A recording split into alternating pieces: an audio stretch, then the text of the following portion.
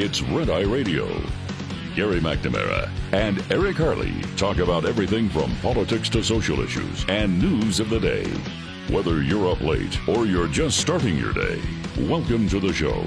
From the Uniden America Studios, this is Red Eye Radio. Hello and welcome. He is Gary McNamara. I'm Eric Harley as we begin a Thursday. Gary, good morning.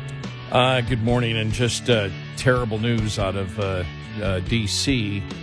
That American Airlines aircraft, regional aircraft, colliding with Army Black Hawk, according to CNN right here, and then crashing into the Potomac River.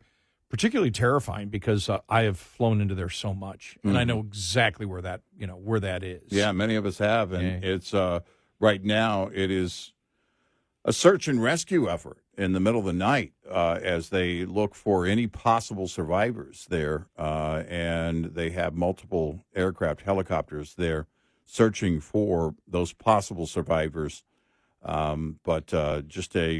It's always especially. I'm sure confounding to those who are in charge of the search and rescue efforts when you have water involved, a massive body of water, the Potomac, and also darkness. And so you have a disadvantage.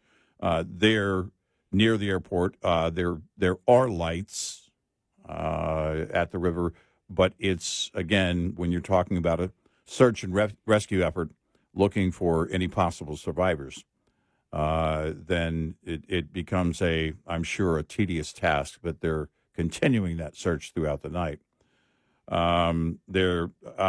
This is the first commercial air crash since 2009.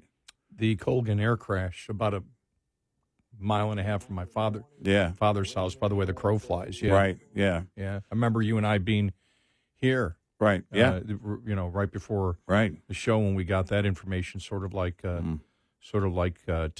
Mm-hmm. Officials in the process of, or I believe in the process of giving some information on it. And again, you go on X and you see, legitimate sources, and then you see, just people speculating as to, what happened.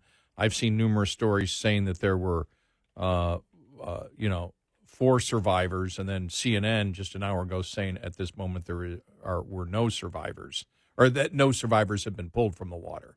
Not that there aren't survivors, but at that point. So we're trying to get more of that information here, and we'll relate that to you. But you see where that plane was, and you can look at some of the flight scanner apps and look at it, and you see how close it was to the runway.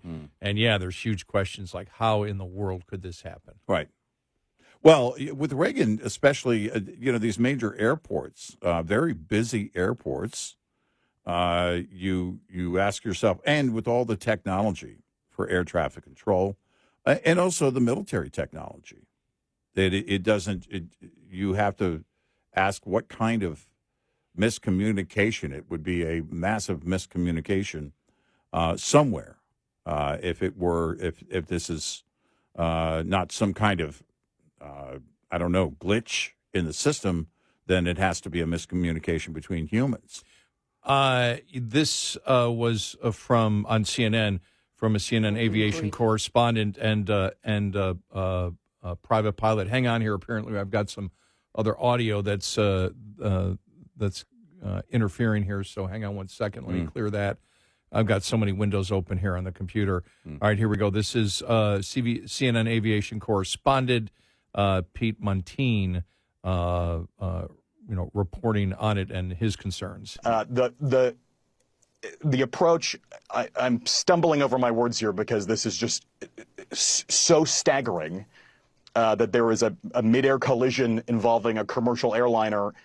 Commercial flights are equipped for ages with a system called TCAS, Traffic Collision Avoidance System. It tells the pilots in the cockpit how to avoid other airplanes nearby. It is a system that came about because of mid-air collisions with commercial airliners and small general aviation aircraft, commercial airliners, and helicopters. It tells the pilots, there's traffic ahead of you, climb now, descend now. This would be an incredible lining up of the holes in the Swiss cheese, which is the saying in aviation, the gaps in the safety chain in aviation, that this happened. And now investigators have an incredible amount of work cut out for them to figure out how a commercial airliner in the United States in 2025, when the pilots are incredibly trained, the technology is incredibly sharp, collided with what is apparently a military or government helicopter. Nobody else uses the Black Hawk. It is really something else. I'm just stunned.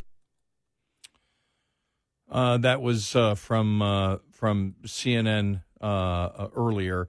Let's go to this audio. This is the CEO of American Airlines releasing a statement on it. Hello, everyone. I'm Robert Isom, the CEO of American Airlines. I want to brief you on a serious accident that occurred involving an American Eagle aircraft. The aircraft was operated by PSA Airlines, which is a wholly owned subsidiary of American Airlines. First and most importantly, I'd like to express our deep sorrow about these events.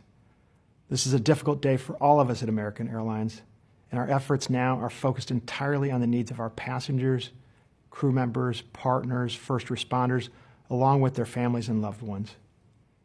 I know that there are many questions, and at this early stage, I'll not be able to answer all of them, but I do want to share the information I have at this time. American Eagle Flight 5342, operated by PSA Airlines, a CRJ 700 aircraft traveling from Wichita, Kansas to Washington Reagan National Airport, has been involved in an accident near Washington, D.C. It appears to have collided with a military aircraft on approach. Flight 5342 was under the command of 4 crew members and carried 60 passengers for a total of 64 people on board. We are actively working with local, state, and federal authorities on emergency response efforts, and the American Airlines care team has been activated to assist our passengers and their families. We're cooperating fully with the National Transportation Safety Board in its investigation and will continue to provide all the information we can.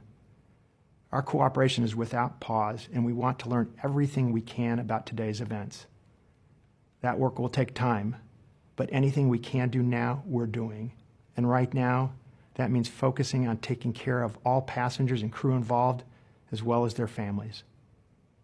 Members of our GO team will be on their way to Washington, D.C., and I'll be heading there shortly as well. We know that many people will be concerned for the welfare of their loved ones, and we've set up a special helpline friends and family can call at 1-800-679-8215. That's 1-800-679-8215. If you believe you've had friends or family on board American Eagle Flight 5342. We understand and appreciate that people are eager for information.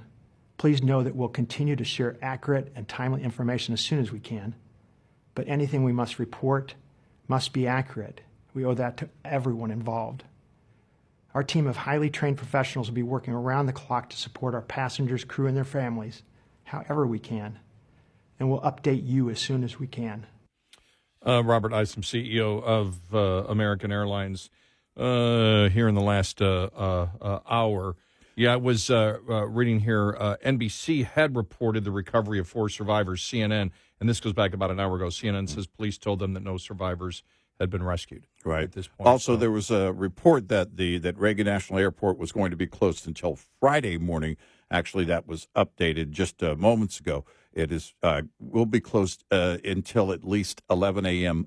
Thursday morning, later this morning. But again, that could be extended depending on how long the recovery efforts remain in place there at Reagan.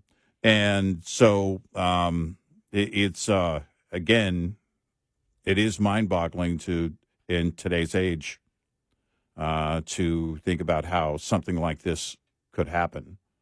And we'll learn a lot more as they get into the investigation down the road. But right now, again, the search and recovery efforts, search and rescue efforts, they're in place. They have over 300 first responders there that are part of this effort. And it will carry on throughout the night and well into the day on Thursday at least. Yeah, I'm just looking at some of the live video, and you can see the Potomac, and you can see on both sides. I mean, just see emergency vehicles. It looks like a mile long of emergency vehicles. Yeah. It could be more because they're actually showing it from the air. And then, just the different footage of it is just absolutely just horrendous. Yeah. To see the video, because the first video looked like from far away, then there was some zoom pictures, then there were people that were closer. The one video of the guy who was, entering the airport, and they're just looking. You can see the lights, and but some of the zoom photos, you can see that helicopter heading straight for it, and you just wonder, and the thing is, the landing lights are on, right, on the American Eagle flight, and we live every single day. I go past every single day, here. Driving here and then driving back, I go past DFW, and those landing lights. Yeah, you can't. How do you miss them? Why was a helicopter, so close to a runway, or why was the plane not where it was supposed to be? Again, everybody's speculating, and I understand when people get in discussions, they're doing it, but it's just you get so much wrong information. I mean, you had even people, the one television station, I don't know, was a meteorologist or whatever, try to blame the Trump administration and the cutbacks for that. Yeah. And it's just, it's people just get out of control. This is a horrible accident. And I just, stupid speculation just isn't needed. Right. You can ask questions, but the speculation or, trying to blame, a government policy that had no effect on this at all, and say, but in the future, if there were cutbacks, it could cause it. It doesn't serve anybody just to show what an immature child you are by doing something like that. Right. Yeah.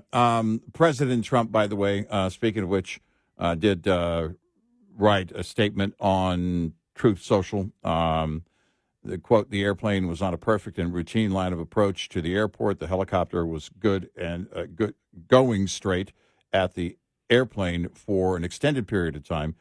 It is a clear night in all caps. The lights on the plane were blazing.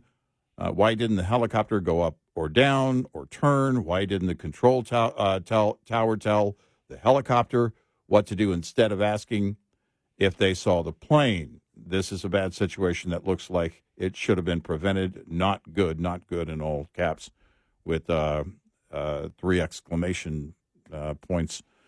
It's unknown here what happened. If this is not some kind of massive system glitch, which would be, again, hard to understand, then it would be a gross miscommunication and also hard to comprehend, but we don't know anything yet. The focus by first responders right now, well over 300 of them on site, is to find any possible survivors here. And for those that aren't in the area, the Potomac, the waters of the Potomac, very, very cold. It's been very cold recently. You may remember that on Inauguration Day, they moved it inside because of the extreme cold weather. It's winter, and that makes things even more dangerous. If there are any possible survivors in that water, then it is a matter of time. They have to get to them as soon as possible for that reason. So, again, we're going to follow this with updates, I'm sure, throughout the morning. Again, Reagan National Airport closed until at least 11 a.m. Eastern time on Thursday. That could be extended. And the search and rescue efforts continue there. It's just, again, it's one of those sobering reminders, of how things happen, and also, what is to be learned from this. If you look at the history of aviation, but especially commercial aviation, there are many websites dedicated to going through a number of accidents over the years and the findings of the NTSB. But that's the key. The NTSB, they're the best in the world at what they do and finding out exactly what happened. And it may not, in some cases, it may not require a lengthy investigation, but they always take their time to make sure they get it right. It's interesting because you and I were having, I think we had a talk, I think it was you I had the talk with, where when I realized that the Colgan Air back in 2009 was the last fatal, air crash in this country. We talked about it here on the air, yeah. Did we talk about it on the air? I didn't know if we talked about it on the air or off the air or whatever, but I remember, talking about that with you. And I was just a couple of weeks ago, we went by, because it crashed in Clarence Center, which is the restaurant I talk about, just 2 blocks from that restaurant. I mean, probably 1,000 feet from the restaurant that we eat in. And I actually took a video of it because you can't believe it. That plane came straight down. I mean, they stalled and came straight down. And you can't believe how small the crash site is and that houses on both sides are still standing. Yeah. And so, you and I were talking about just how safe it's become because I'm trying to, I didn't do any research. I said at the time, though, I just wonder if that's the biggest span ever of a non-fatal air crash in the United States. 15... almost 16 years. Yeah. I believe that was in February. But we'll have more coming up. 866-90 Red Eye. This report is brought to you by Shell Rotella. With advanced synthetic technology, is designed to help keep your rig running with more mileage and less maintenance. Starting and charging system-related issues are one of the most common causes of winter breakdowns. So when your batteries talk, it's important you listen. Knowing the warning signs that could indicate your electrical system needs attention can help you avoid getting stuck out in the cold this winter. Have your electrical system checked by a certified technician if your vehicle begins to shut down electrical loads like radios and cab lights while in operation. This is a surefire sign that you're experiencing low battery voltage, and continuing to run in these conditions can lead to additional electrical systems shutting down. Coming up, more with Gary McNamara and Eric Harley. It's Red Eye Radio.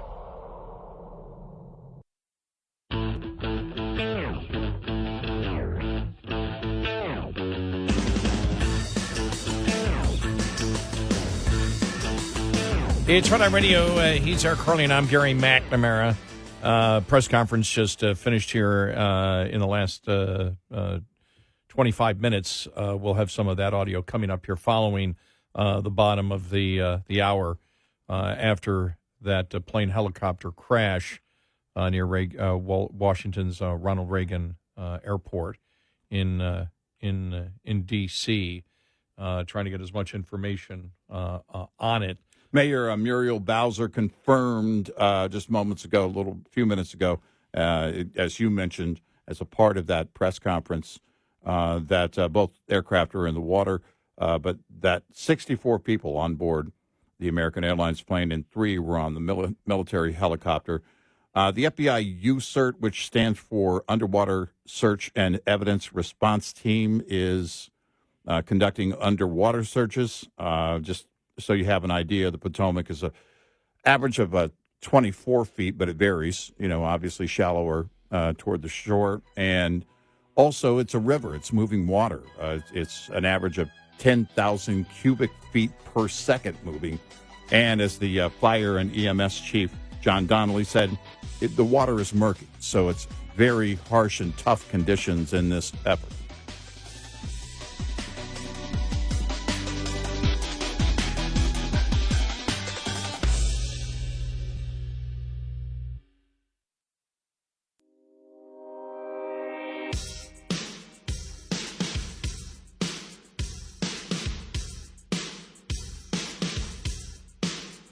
Catch all 5 hours of the show live every night on the Red Eye Radio app, available in the App Store. Red Eye Radio. And he's Eric Harley, and I'm Gary McNamara. Good morning. Horrible news out of D.C. A American Airlines regional jet crashed was hit by a helicopter, and search and rescue is going on right now. CNN reporting as of right now there has been nobody who's been pulled from the water alive. This is part of the press conference that ended here in the last half hour and starts out with Mayor Bowser in D.C. And police departments from across the Washington metropolitan region are executing a rescue operation in the Potomac River. They are working diligently in very dark and cold conditions, cold water, to execute this rescue operation. We have had the opportunity to be briefed by American Airlines officials. I'm told that American Airlines leadership is on the way to Washington as well. And officials are in the airport talking to families now.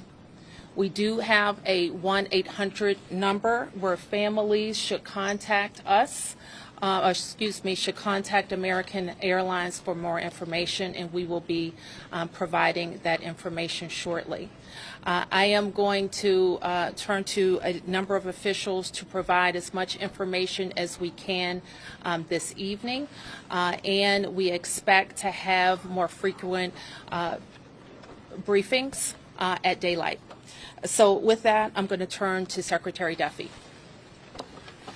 Thank you, Mayor Bowser. I think for all of us, we want to extend our thoughts and prayers to those individuals who were impacted by the events tonight, their families.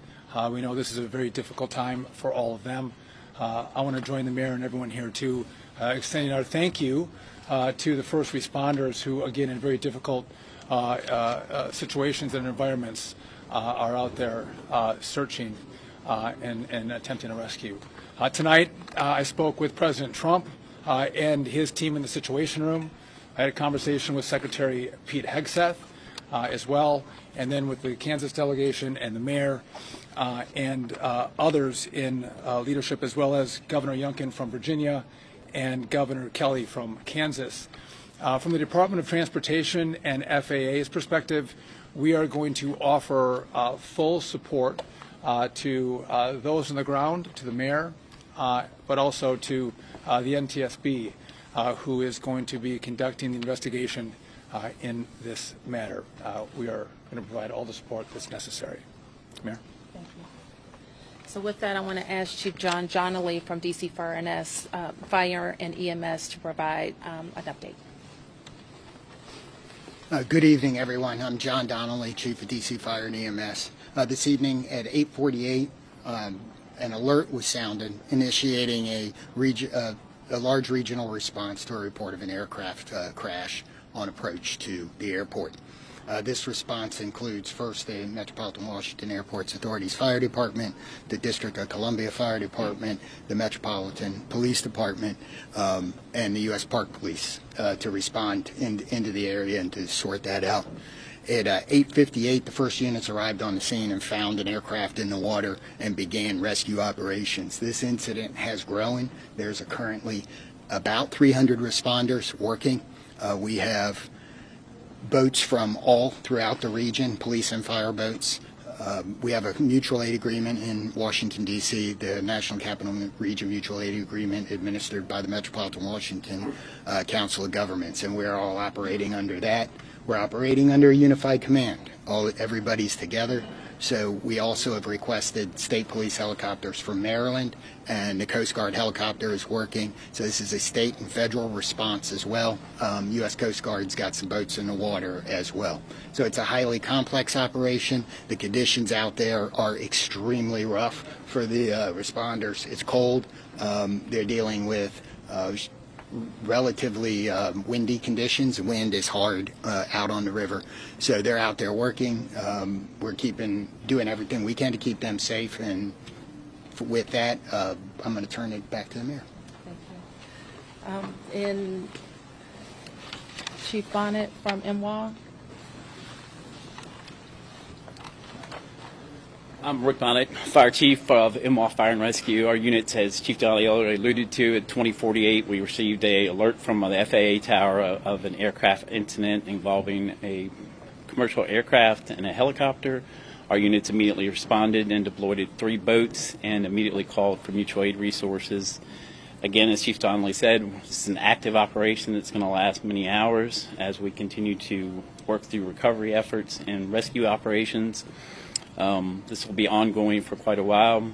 Our thoughts and prayers are with the families and our communities, and we appreciate all DC's support to our agency and our federal partners. So with that, I wanted to turn to the senators who are from Kansas who wanted to say a few words. First, Senator Moran, and then Senator Marshall. Mayor, thank you, and Mr. Secretary, thank you, and to our first responders, thank you very much for all that's taking place here. I'm Jerry Moran. I'm a United States Senator from Kansas, and I chair the subcommittee in Commerce Committee on Aviation. So we have really a serious and sad circumstance that we want to be here to be helpful, and we're praying that our responders are safe and the folks who are on that flight are recovered. The circumstance I would describe is that I know that flight. I've flown it many times myself. I lobbied American Airlines to begin having a direct nonstop flight service to DCA. That flight has been in existence about a year. And it is certainly true that in Kansas and in Wichita in particular, we're going to know people who are on this flight, know their family members, know somebody. So this is a very personal circumstance as well as an official response. And again, we will do everything we can to make certain that we're supportive of the rescue efforts, and we'll do everything we can to make certain that our subcommittee and Congress is engaged in what needs to take place following the outcome of this evening and this month's kind of investigation. I've talked to NTSB, I've talked to the White House, I've talked to the Department of Defense, and I've talked to the CEO of American Airlines, and there is all of us pulling together for the best outcome possible. I'm honored to be here with my colleague, Senator Marshall, as we try to make certain that we'd care for those certainly back in Kansas that were on that flight. But it's a reminder that there are people here in Washington, D.C., in this region, in Virginia and Maryland, and many places else that fly to and from Kansas. And so we're rooting and supporting all those, regardless of where you're from. And Mayor, I appreciate the gathering here for us to try to provide information to those in Kansas and across your city. Thank you. Yeah. Thank you. Well, thank you, Senator Moran and Mayor, Secretary. You know, when one person dies, it's a tragedy, but when many, many, many people die, it's an unbearable sorrow. It's a heartbreak beyond measure. And I know Senator Moran and I are here just to say we care. We wish that there was more we could do, but unfortunately there doesn't seem much at this time. I want the folks to back home to just know that we care, that we love them, and that this is a time when we'll have to join arms together and help each other out. We've been through things like this before, through tornadoes and floods and things, but it's really hard when you lose, you know, probably over 60 Kansans simultaneously. And I don't want to forget the pilots and the flight attendants, you know, are doing, you know, do their job, and the military personnel we lost. You know, all those lives are so valuable, and it is such a tragedy that we lost them. You know, I think often in times like this, I try to find a scripture that, you know, is apropos, and this is from the book of Psalms. It says, "The Lord is close to the brokenhearted and saves those who are crushed in spirit. Certainly we're crushed in spirit tonight. We mourn with the families who lost loved ones, and we truly are joining them in prayer and wrapping our arms around them in love and compassion. Thanks for everybody for coming out tonight, and thank you for your thoughts and your prayers.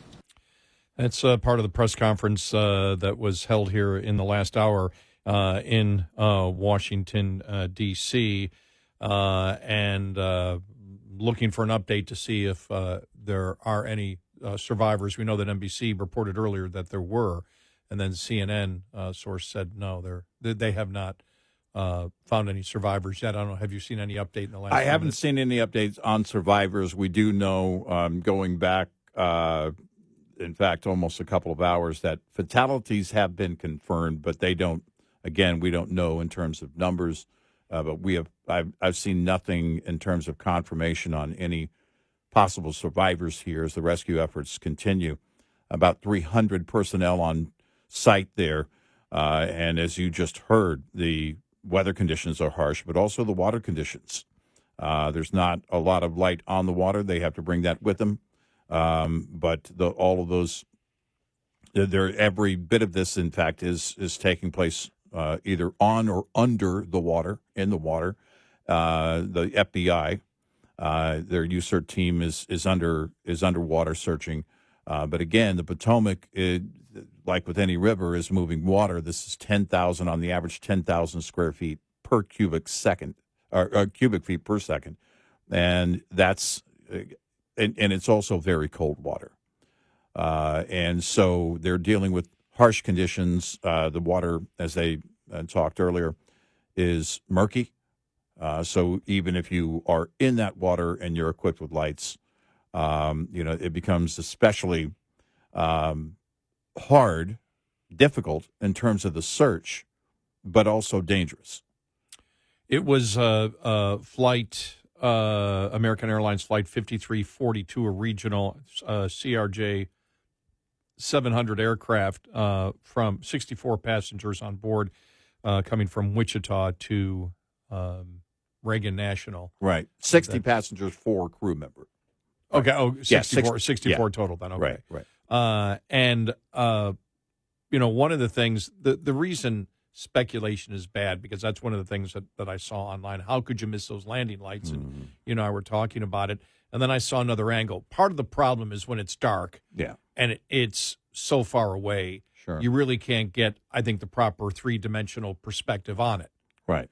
And I saw another angle just here in the last 15 minutes, and I went, oh, maybe it hit it from the side and didn't see the landing lights, or from the side back. Right. And again, you don't know because it's dark, and it's so tough, when it's dark, like I said, to see in any type of, three-dimensional area, which is why speculation really gets you nowhere in these things. Right. They did mention the NTSB. The NTSB, I saw on their X site probably a couple of hours ago, posted that they're on their way. Right, and the Department of Defense involved as well. Secretary Hegseth, in fact, posted on X, this was about an hour ago, absolutely tragic search and rescue efforts, still ongoing. Prayers for all impacted souls and their families. Investigations launched immediately by the Army and DOD. So, again, that's what happens. A lot of people were curious and were asking who investigates the military. It is they have their own sub-agencies, but it's the Department of Defense there and the NTSB, of course, with the commercial airliner. And there's going to be great cooperation between all agencies involved, obviously looking for the answers as to what went wrong here. When you talk about, speculation or rumors, or even, NBC saying there's survivors, I was reading here on X, Guy Benson, well-known, political guy. The conflicting online rumors about survivors are excruciating. Well, it's not just the rumors. You had a major outlet, NBC, reporting it. Right. And must be downright torturous for loved ones. Bill Maloogian. Then, as we all know from Fox, one of my friends is going through this right now. His wife was on that flight. Oh, wow. Just horrible. 866-90 Red Eye. Lines open for your calls. 866-90 Red Eye on Red Eye Radio.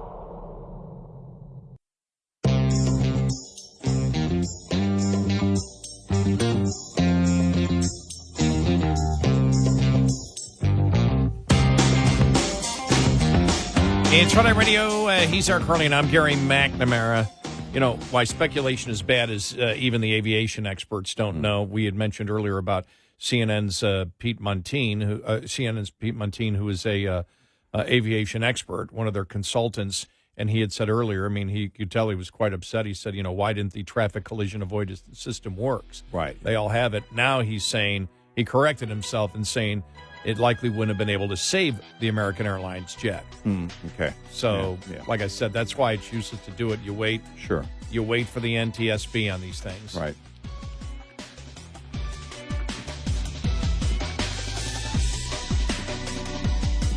Top of the Hour News is brought to you by House Products. Visit houseproducts.com. This is Red Eye Radio on Westwood One.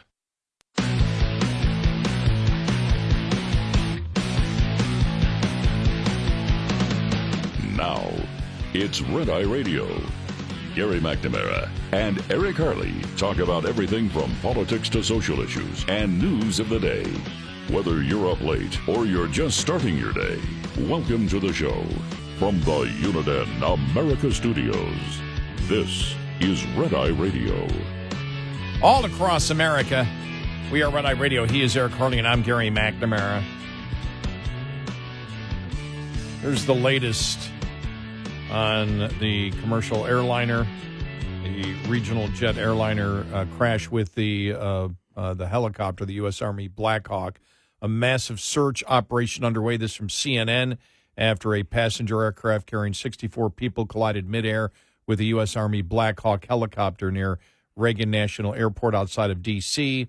According to aviation and defense officials, about 300 first responders are searching the freezing waters of the Potomac where the aircraft crashed. Fatalities have been confirmed, and rescuers have not yet pulled any survivors from the water, a law enforcement source tells CNN. The source says the plane is in pieces in the water, and the helicopter is in the water nearby. The airport will be closed until at least 11 a.m. Tomorrow morning, this morning, Air Force officials said. The plane, American Airlines Flight 5342 with 60 passengers and 4 crew members on board, had departed from Wichita, Kansas. 3 soldiers were on board the helicopter, which was on a training flight. President Trump called the crash a bad situation that looks like it should have been prevented in a post on Truth Social. There will be a citywide prayer vigil in Wichita on Thursday, according to the Kansas Aviation Museum. The vigil at 12 p.m. Central Time will be at the Wichita City Council chambers, the museum said in a Facebook post. Trying to see if there's any update. Okay, no update there. I want to play this here because earlier on, CNN had their aviation expert on, Peter Montine, who just said, he just couldn't understand how this can happen because every airliner in the United States, commercial airliner, has a traffic collision avoidance system. And he just said he couldn't understand it. In this audio, apparently, is where he says it likely would not have been able to save the American Airlines jet because it was so close to landing.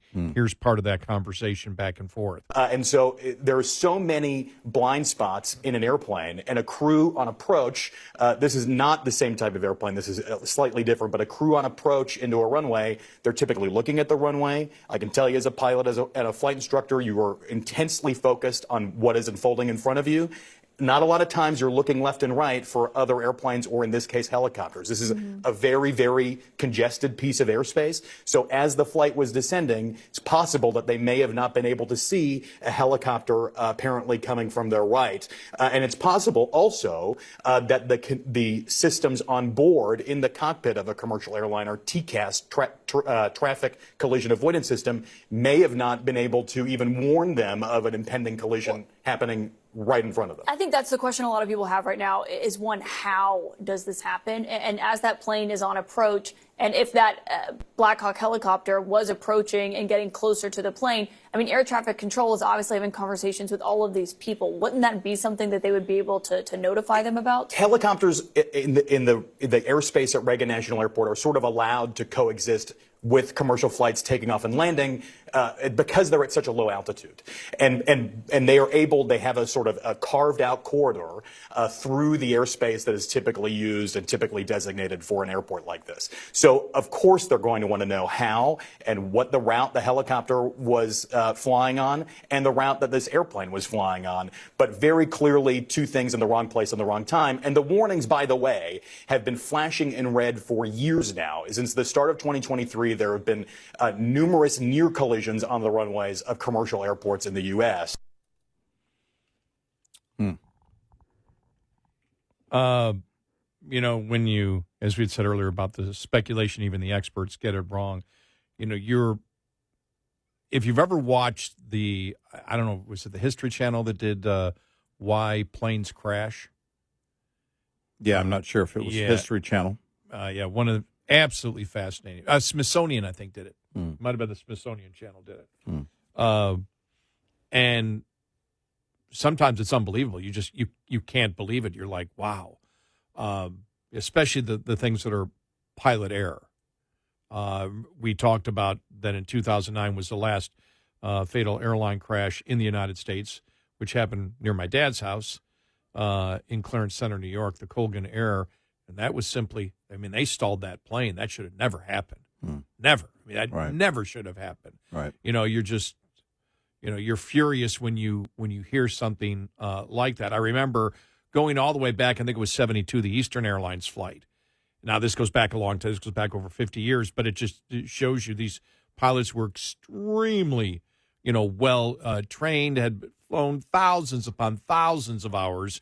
The Eastern Airline flight, I'll never forget that one. That was the one that crashed into the Everglades. And what happened was there was a landing gear light that wasn't coming on, and they were so focused on that, Eric. They were so focused on it that the pilot accidentally hit the yoke, you know, the control steering, wheel there. It shut off the, what do you call it? The automatic, what do you call it? What flies the plane automatically? Autopilot. Autopilot. Thank you. Good God. Mind blank. It cut it off, and they didn't know it. And it went right down, slowly went right down into the ground. Yeah. And so you don't know. And that's why you wait, you know, to the NTSB and, you know, you go to X and, you know, you see no matter what, people are going to do this, you know, but the conspiracy theories that are thrown out immediately. And, of course, when you watch the press conference, you know, why did they contact Hegseth? You know, what's going – because they contact everybody. Yeah. When it happens, you don't know, so you contact everybody. But, you know, in this crash, they're going to find out – what caused it. Secretary Hegseth posting on X over an hour ago now that the DOD is part of the investigation. In fact, a quote from that post a couple hours now ago on X from Secretary Hegseth: investigation launched immediately by Army and DOD, which is the case anytime that the military is involved, the DOD is involved. In this case, it was an Army Black Hawk helicopter, and so the Army is involved. And the NTSB, no doubt, will be a big part of that in cooperating also with the Army and the DOD to find out what happened. And the overwhelming majority of crashes, airline crashes, are human error at some point, whether pilot or some kind of mechanical or maintenance or lack of maintenance or a number of issues. When you go back over the investigations done by the NTSB, it's quite unfortunate, but those mistakes do happen. In this case, the question would be,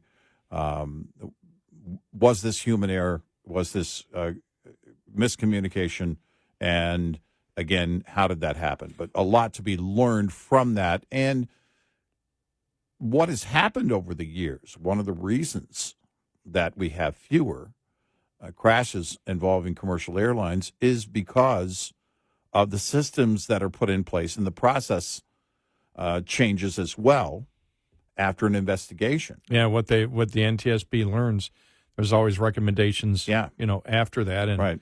I said, you and I just having that conversation a couple of weeks ago, saying, well, I couldn't believe that it was, it's been almost 16 years since the last fatal commercial airline crash in the United States. And you and I were asking the question. I never ended up doing the research, but it's like, is that the longest ever? Because that's a long time. Right. Not to have one. We know this, though, from all the audio transcripts. Air traffic control knew there was a problem. Yes. Air traffic control, asked the helicopter, do you have the CRJ in sight? Mm-hmm. So there was concern there. They saw it. And there was communication between both the helicopter and the tower and the airliner and the tower seconds before the collision. So that's, again, that's going to be part of the investigation as to where the mistake happened. This flight coming in, it happened on final approach for that American Airlines flight. According to the graphics and the maps, this Army Black Hawk helicopter, which was part of a training exercise, was coming in. Its flight pattern was coming in from the north, and the airliner was coming in from the south, and it was over the crash happened over, as we know, the Potomac. And so now you have a search effort that's been going on since the beginning, and it will go on throughout the night and into the day. It could be a long time here. Reagan National Airport is closed until at least 11 a.m. I just saw this from a great friend of the show a long time ago, Todd Starnes, formerly of Fox News. Now a great radio broadcaster, says, posted 15 minutes ago, U.S. figure skaters and coaches who had competed in Wichita are believed to be among the passengers on board the American Airlines flight. Yeah. Yeah, a great tragedy here with we already know confirmed deaths. We don't know exactly how many, but there have been no reports of no confirmed reports of survivors. There were early reports and nothing again backing that up. So there are no confirmed reports of any survivors here, which would be a total of 67 souls, 3 on board the Black Hawk and 64 on board the American Airlines plane. It's just reprehensible. You and I talked about it briefly, how you had that reporter from a TV station apparently in D.C. talk about the fact of implying that the cause could have been because of Trump's cutbacks. Mm-hmm. And he was blasted and just said, well, if cutbacks like this happen, it could affect it in the future. It was like, stop trying to squirm out of it. And also in CNN, they were just talking about the fact that the FAA administrator resigned. Mm-hmm. That had nothing to do with it. And thank God, Mary Schiavo, who we've talked about before, Mary Schiavo, former Department of Transportation Inspector General, probably one of the Earth's greatest experts on the problems, over the last 50 years with airliners. Mm-hmm. And she's the one that, remember, we talked about it, where Don Lemon with the Malaysia aircraft disappearance said, our listeners are asking us, and so we have to ask you, could it have been a black hole? Mm-hmm. And she just, good God, she must have thought this guy's a complete idiot. And she just said, well, no, because even if it was a small black hole, it would suck in the entire Earth and universe. Well, she, I don't know if she was on CNN or whatever, but she said this: air traffic controllers do not come and go with the change of an administration. The politics of the situation should have no impact whatsoever on air traffic controllers. And as we know, it didn't, because you can hear the air traffic controllers talking to the helicopter, and you can even hear them in the background. They saw the crash happen. You can hear the screams in the background from the air traffic controllers there. So trying to get a political advantage on this, just number one, it's reprehensible, and there is no substance to the allegation. There were 19 aircraft that were in the air at the time of the crash near Reagan Airport and were diverted to Dulles International Airport, about 20 miles west. 858 flights scheduled to take off and land at Reagan National Airport on Wednesday, according to aviation analytics firm Cirium, and 869 flights were scheduled to take off and land on Thursday. This coming from CNN.com. And again, we know that Reagan National Airport will be closed until at least 11 a.m. Eastern on Thursday. That could be extended based on the investigation, as officials there have already said. In fact, the D.C. fire chief said, John Donnelly Sr. said that this will be going on for a while. As we know, these search efforts are one thing, and then there's the investigation part of it. So that's going to affect that area for quite some time. The search efforts, of course, are a priority right now. And Mayor Bowser said earlier there's probably not going to be another press conference till daylight. Right. So yeah, because right now everything is, the focus is they've got 300 people on site. You've got the FBI underwater team in the water. You've got, as they mentioned, the wind on the river is an issue. Cold temperatures, both the wind and the water, and murky water. This is moving water. The Potomac, 10,000 cubic square feet per second on the average, and an average depth of 24 feet. But that moving water making it especially difficult for this effort. 866-90 Red Eye. Brought to you by FPPF, Fuel Power Max. Surviving and thriving as an owner-operator has just as much to do with managing costs as it does with generating revenue. Like the chief financial officer of any company, you have to be concerned about rising costs, especially without increases in revenue. Trying to reduce costs, let alone make sense of them, can be a complicated task. Understanding basic principles of operating costs can save you thousands of dollars a year. A penny saved could be $1,000 earned. Saving just 1 penny per mile over 100,000 miles driven annually will deliver $1,000 to the bottom line at the end of the year. Owner-Operator Business 101 is provided by Overdrive's Partners in Business program. Go to overdriveonline.com to the Partners in Business section of the website for more details on this and many other topics. Brought to you by Shell Rotella, with advanced synthetic technology is designed to help keep your rig running with more mileage and less maintenance. Get in touch with Red Eye Radio, toll free at 866-90 Red Eye.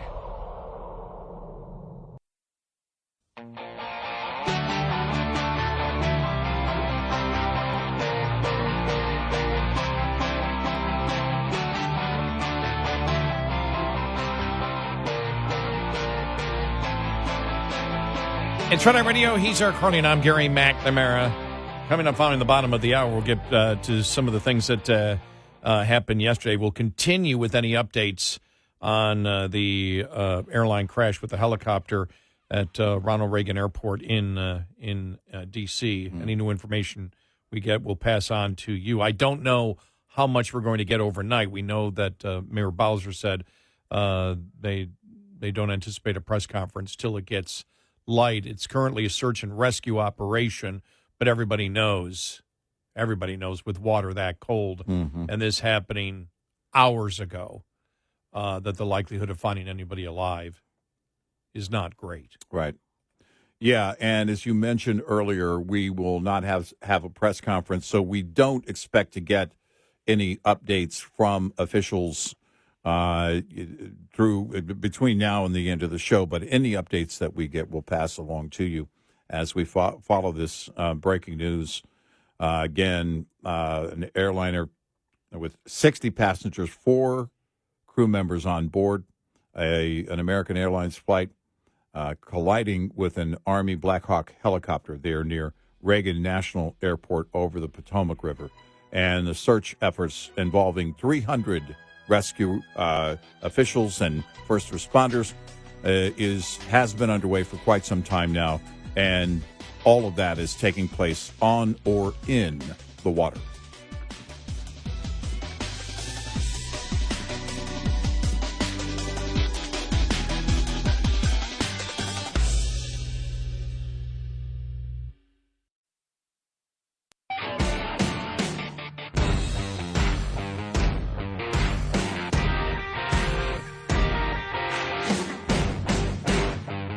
You're listening to Red Eye Radio, the Uniden America Studios.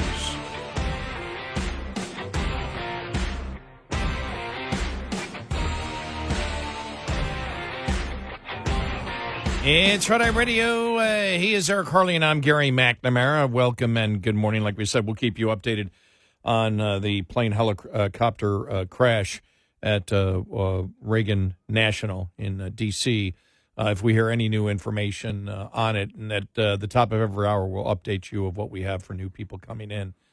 Yesterday, though, I guess the most excitement, well, I won't say the most because I don't know. Every single day, it's like, yeah. You know, the RFK Jr. testimony yesterday. Look, everybody knows it. You know, Trump picked him because it was a political favor.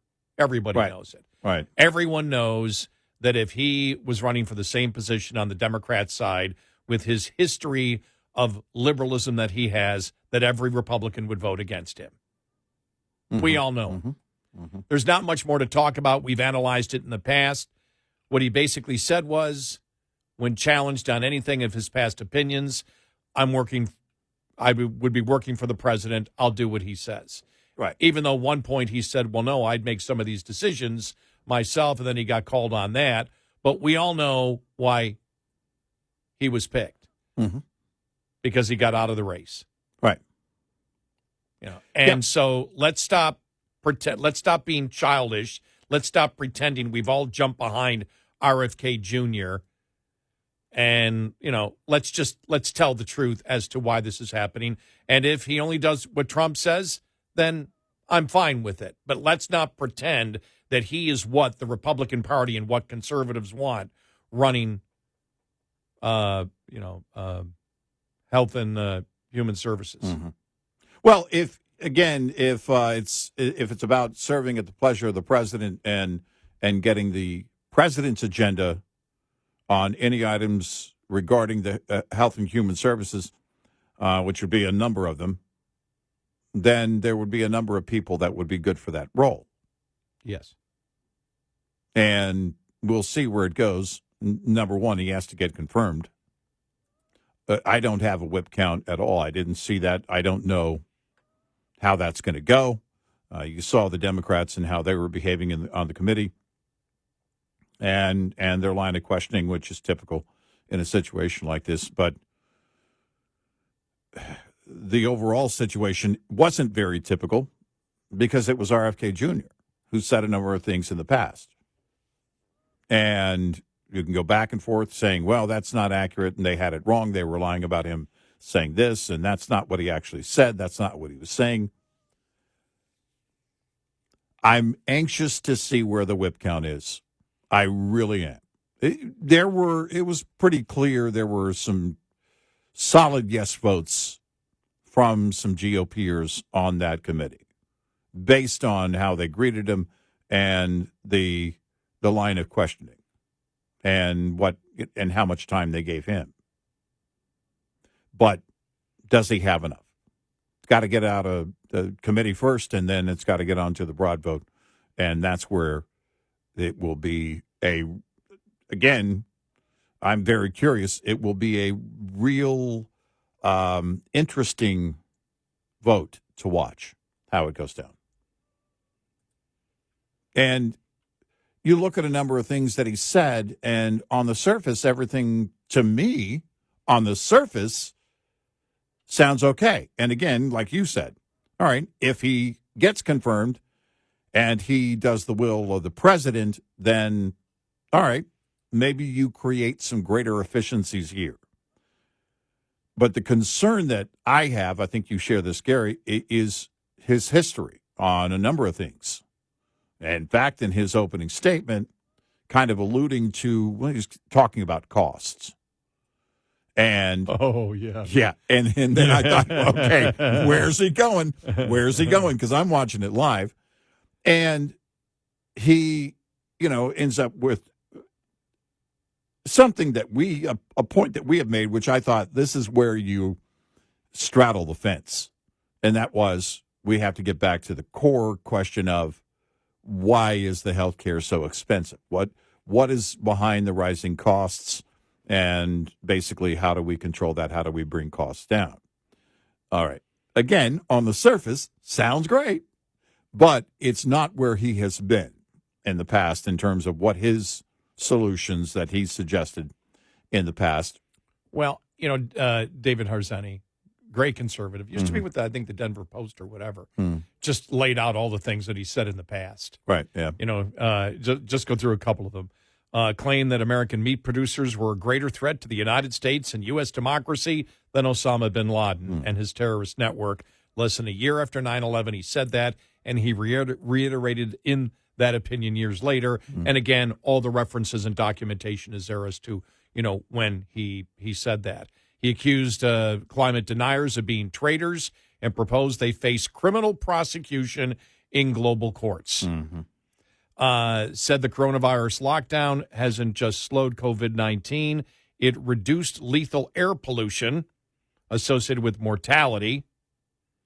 Supports single-payer socialized medicine and abortion until the moment of birth. And he writes here, I'm not sure if what he says he believes now.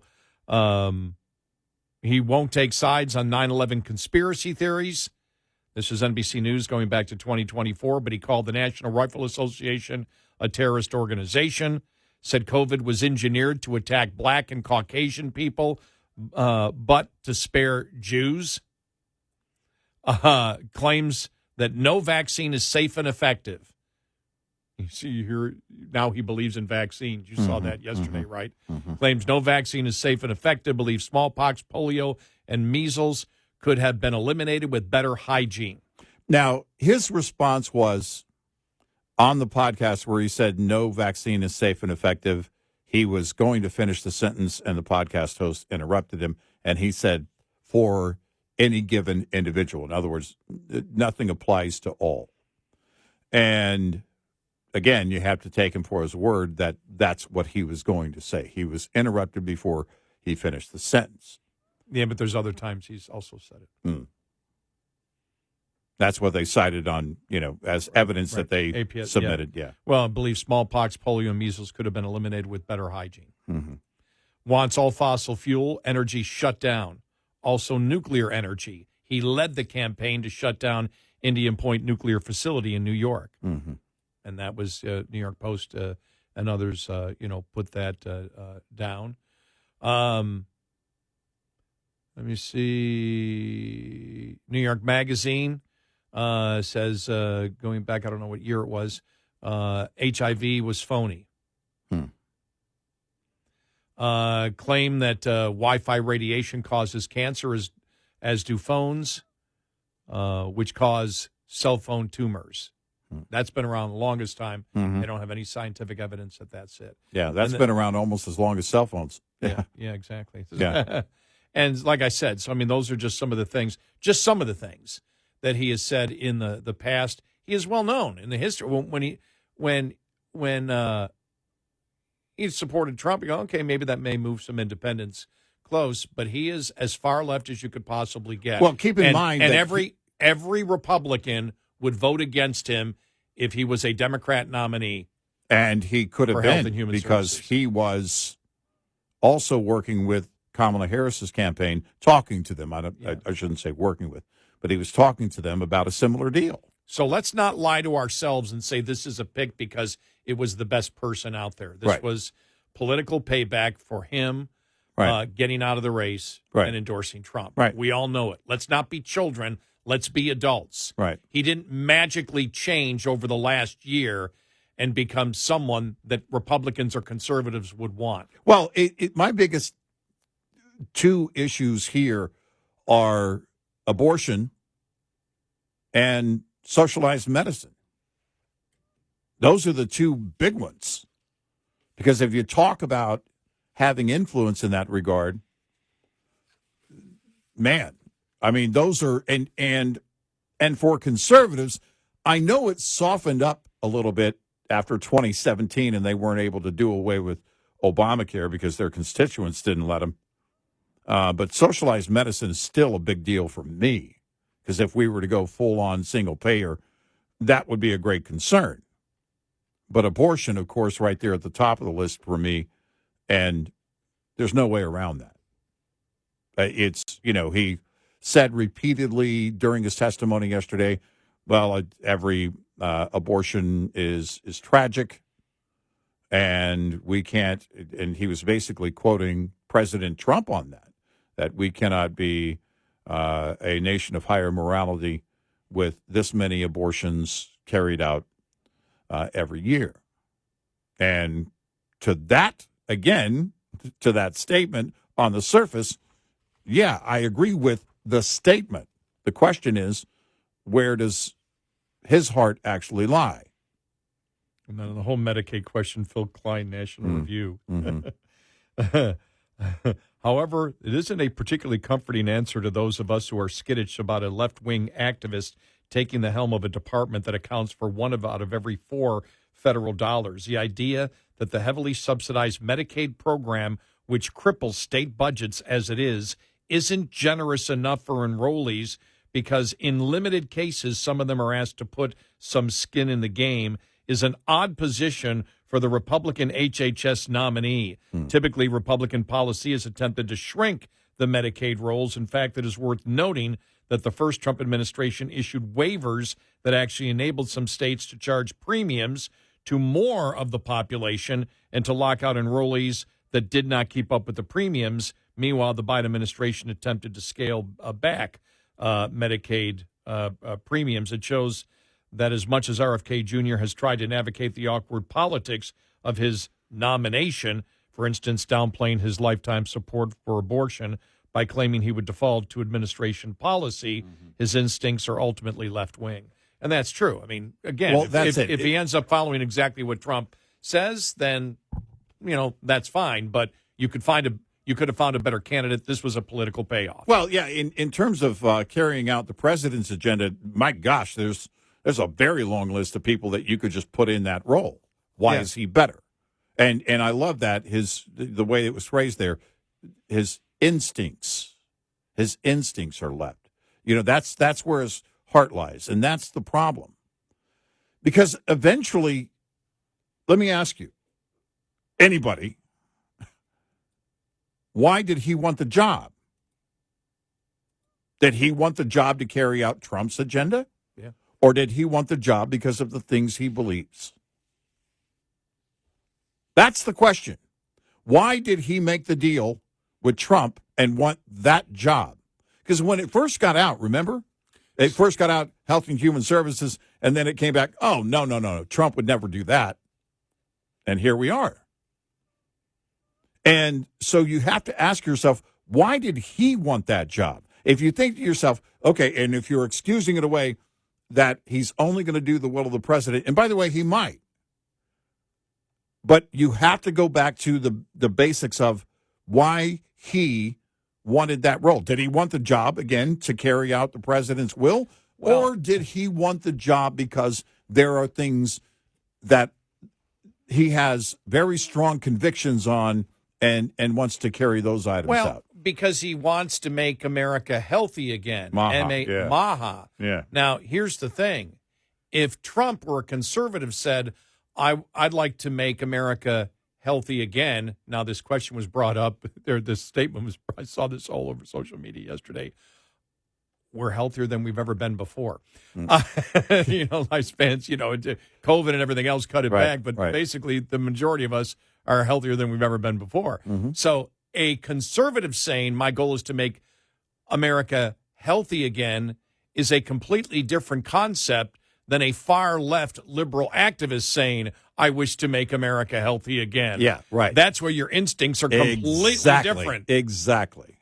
And that's the concern. 866-90 Red Eye.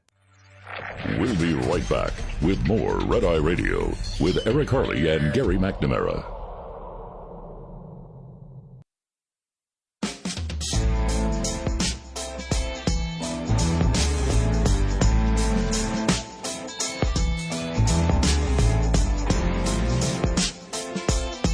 It's Red Eye Radio. He's Eric Harley, and I'm Gary McNamara. What I'm hoping for is to somebody call me a rhino because I don't support RFK Jr. You're drinking that rhino coffee over there, Gary? Yeah, you've taken it full circle as to what a rhino means. Right. Everybody's a rhino eventually. Well, as we have said, again, I haven't been. I vote in the Republican primaries. I can't vote in the Democrat when I vote in the Republican. Mm-hmm. But like you, I'm, independent and have been for a long, long time. Mm-hmm. But if I was a Republican, absolutely, I would be a rhino because I'm way more conservative than where the Republican Party is right now. Right. We've said before, and something absolutely, yeah, right. I'm more conservative. Or a CINO, conservative in name only. Yeah, conservative. No, you're right. Yeah, right. But I'm waiting for that. You don't support Robert Kennedy Jr., you're You're rhino. not a conservative. You're not a conservative. Let's talk about single-payer system. I mean, it's all over the place. I know.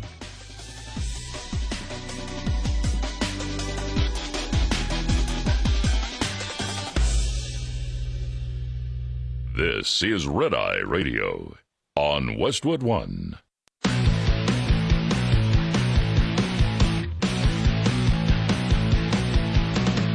Now, it's Red Eye Radio. Gary McNamara and Eric Harley talk about everything from politics to social issues and news of the day. Whether you're up late or you're just starting your day, welcome to the show. From the Uniden America Studios, this is Red Eye Radio. All across America, we are Red Eye Radio. He is Eric Harley, and I'm Gary McNamara. Welcome and good morning. Thanks so much for being here. No further updates on the airline crash at Reagan Airport, Reagan National in D.C. crashed. There was a crash between the airliner and the Army helicopter. Total of 64 people aboard the airliner and 3 aboard the helicopter. As of right now, we have no update that there are any survivors on it. And when you look at how long it has been, there's probably very little hope. There are about 300 first responders as a part of the search efforts there that are happening either on or in the water. The FBI has dive team members that are actually in the water. It is a massive river. If you're not familiar with the Potomac, most people are at least have heard of it. But of course, it is moving water like with any river. It's 10,000 cubic square feet per second. That's the average rate. Of course, that increases when there is rain. That increases, during that rainy season. But that's about the average. But it is a very swift current. It's on the average 24 feet deep. The temperature at Reagan National Airport is 45 degrees with breezy yet clear conditions there. But the water of the Potomac, as the fire chief said earlier during a press conference, is murky. So, again, 300 people are a part of this search effort there on the Potomac River. The wind on the river, on the water, also creating these very tough conditions the airport, Reagan National Airport, is closed until at least 11 a.m. Eastern time on Thursday. That could be extended, but we do not expect to hear Mayor Bowser saying earlier at the end of a press conference that there would likely not be any other press conferences until the morning. But certainly we will follow throughout the night to see if there are any updates here. There are no confirmed people found alive. We do know there are confirmed fatalities. We don't have a number on those confirmed fatalities, but a total, as you mentioned, Gary, of 67 souls that they are searching for. Again, 64 on board the airliner from American Airlines and 3 on board the Army Black Hawk helicopter. And it was American Airlines 5342, a regional airlines subsidiary of American Airlines, that was flying from Wichita, Kansas to D.C. It was the CRJ 700. Right. That I'm actually flying on in a couple of weeks. I've flown in it many times before. The Black Hawk helicopter was part of a training exercise in that area. It was coming from the north, heading south, and the plane was on final approach coming from the south, heading into Reagan, and it was right over the Potomac where the collision happened. If we get any new updates, we'll have them for you. We'll break in with it, and at the top of every hour, we will give you what we know, because we know some people may have gone to sleep already and didn't know, or we have new information since they've gone to sleep. Yeah. So we'll have that for you throughout the morning. Another interesting day, though, in the politics of D.C., this may have been the dumbest thing ever said by a Democrat. Okay, no, I can't say that. Well, I can't say that. I'm sorry. I got. That's a pretty tough. I've got. That's a high bar. I've got to back off. Yeah. Okay. One of the dumbest things. One of the thousands upon thousands of dumb things, but this is really, really bad. All right. This is a conversation going on. CNN, and everybody's in there. It's a panel of 1, 2, 3, 4, 5, 6 people. And Democratic strategist Jenna Arnold defends illegal immigration. Listen to her reason. Here we go. By the rule, everybody has to play by the rules. I don't want to hear that they're doing work that no one else will do. Talk to guys in the building trades, plumbers, contractors. Picking strawberries. These building trades guys are being hurt. I can't by wait. Labor that shouldn't be here. I can't wait until American women can't get blueberries for their smoothies. This goes back to liberal women. Conservative women don't do this, but doesn't she also whine? Her whine is like a whining.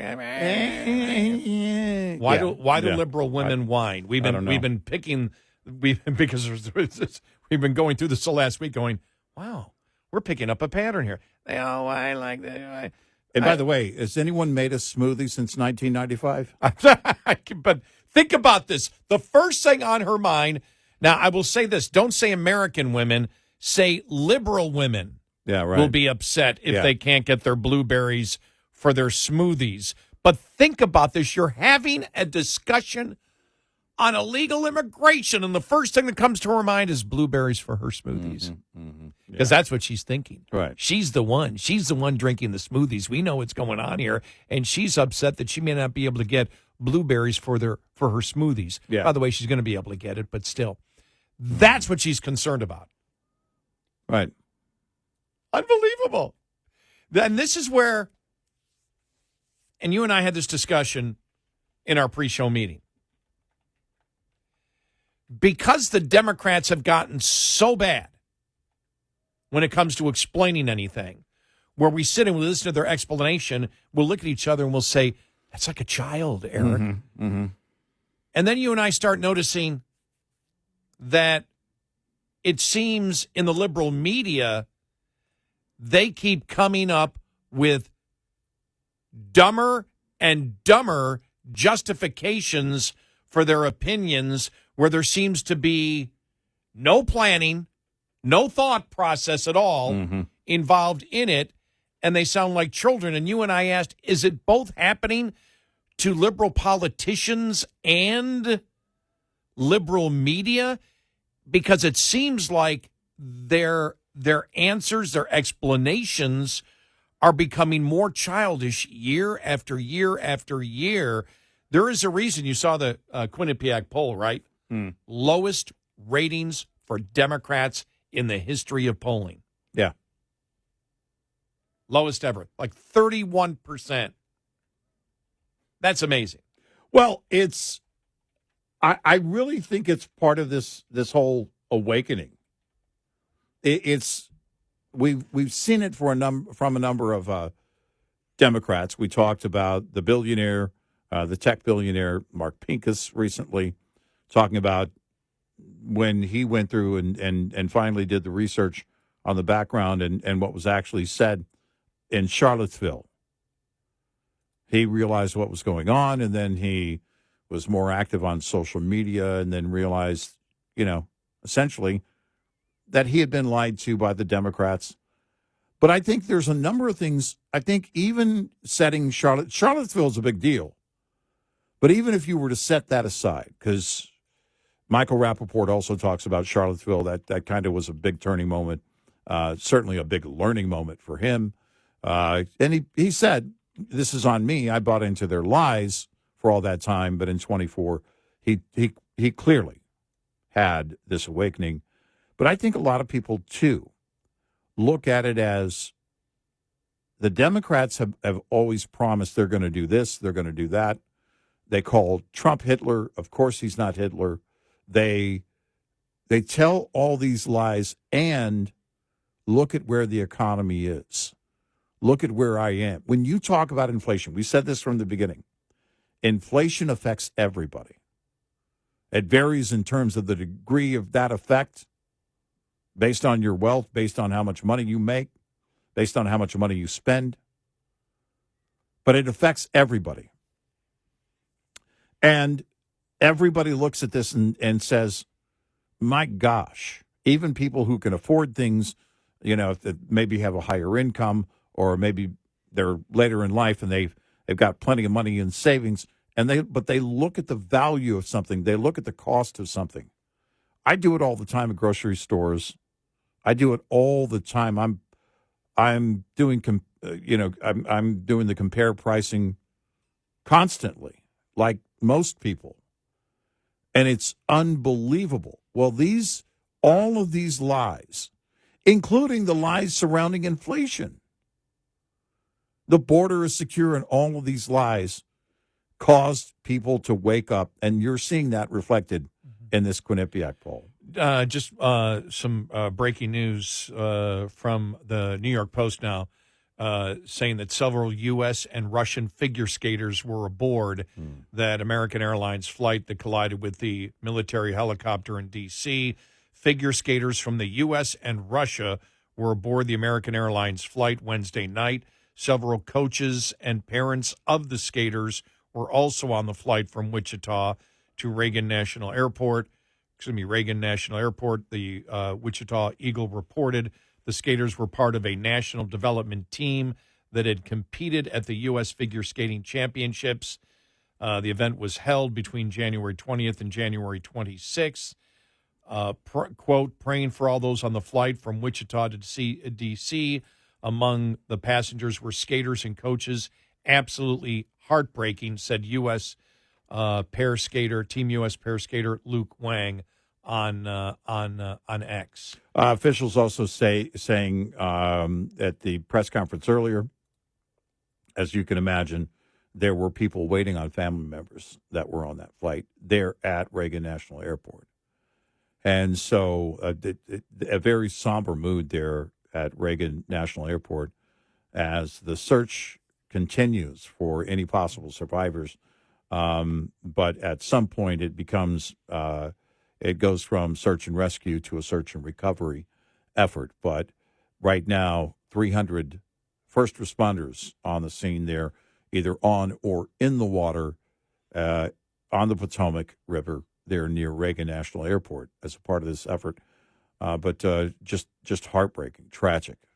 Again, a total of 67 souls, 64 on board, including 60 passengers and 4 crew members on this flight from American Airlines that came from Wichita, Kansas, and on the Army Black Hawk helicopter, they had 3 personnel on board that helicopter. So a total of 67. And also the plane that collided was split in half, according to NBC4. Washington's Mark Seagraves said 2 sources were on the scene told him the American Airlines Flight 5342 plane split in half, and parts of it is in about 7 feet of water. We knew that, the 7 feet of water, but just absolutely horrific. Like I said, we'll break in with any new updates, and at the top of the hour, let you know all the information that we have out there. But just a horrendous scene out there right now, and a horrendous scene, a horrendous accident. Our thoughts and prayers are with all the families of those on the plane and on the helicopter. Just horrendous, and it's really tough looking at the video. Yeah, really tough because of the video. Is. It's in the dark, but you can Yeah. You can see, especially now that they've zoomed in on it. Right. And you can see parts of the plane falling from the sky. It's really just very, very disturbing video. Really 866-98-RED-EYE. Coming up, more with Gary McNamara and Eric Harley. It's Red Eye Radio.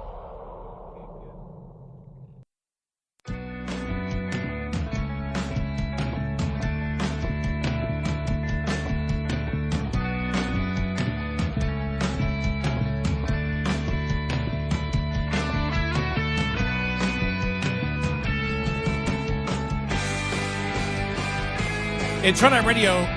He's Eric Harley, and I'm Gary McNamara.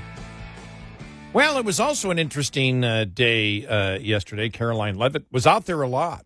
Saying there is no confusion. You people may be confused. We're not confused as to what the executive order says. And she went on to say, got nothing to do with Medicaid, got nothing. And she said, because that was out there with Medicaid. We had said that yesterday. It doesn't affect Medicaid.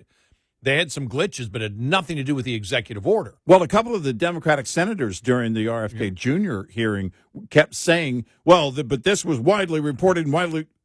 Whatever the liberal media reported is on them. Right, so the liberal media reports something that is false. And that makes it true? And then the liberal senators say, well, but our political activists told us it's true. Because that's what they are. They're not This is where they have to be stopped. You have to lean into the microphone and say, whatever they reported that was wrong is on them. It was false, and there was no reason to report that. The clarification had to come to correct them, not correct the administration. But she was all over the place yesterday, and here's Michael Strahan from ABC News asking her a question. This was great. Listen to this here. But is there any concern that we risk losing people with years of experience like doctors and let's say scientists? Well, most doctors who work in actual hospitals and medical institutions have to show up to the office. You say because of the return to work. What about doctors and scientists? Because, they go to work. They kind of actually all along have been the ones going to work. And then they corrected it before the lawyers did. But you saw that Whoopi said that this is, her first job, which of course it's not. No, it's not close to being her first job. No, she worked in the first Trump administration. Now she's young; she's 27, but she's good. She's really, really good. But here's Joy Behar. Ready? Here we go. I think she's probably been put in there because, according to Donald Trump, she's a 10. That's what it is. I want to be clear, though. It's not her first job. It was her first press briefing. She worked in the previous Trump administration. I'm sorry. Go. Somebody put that together too for the Democrats yesterday. At the RFK Jr. hearings, it was like, stop it. Yeah. And I will admit, I'm not just attacking women because they had men in there also. The Democrat men were also screeching. Yeah. Oh man. But so you're saying, I hope Joy isn't implying that Karine Jean-Pierre isn't a 10? Isn't a 10, yeah. I mean, exactly. I mean, I just, I thought Joy was implying Joy's not a 10, but I don't know she is. I'm not sure if she's saying that at all. And that would be wrong to say she's not a 10. Yes. Like if I said Joy Behar's not a 10, not anywhere close, she's not even a 3, that would be wrong, and I would never say it. The only question I would ask Are is, we on the air? Are you going from 0 to 10? Going from 0 to 100. Okay, all right. And that would be wrong if I meant it. Well, and you can't prove anything. Most people were allowed. Well, we're not actually implying about people's looks.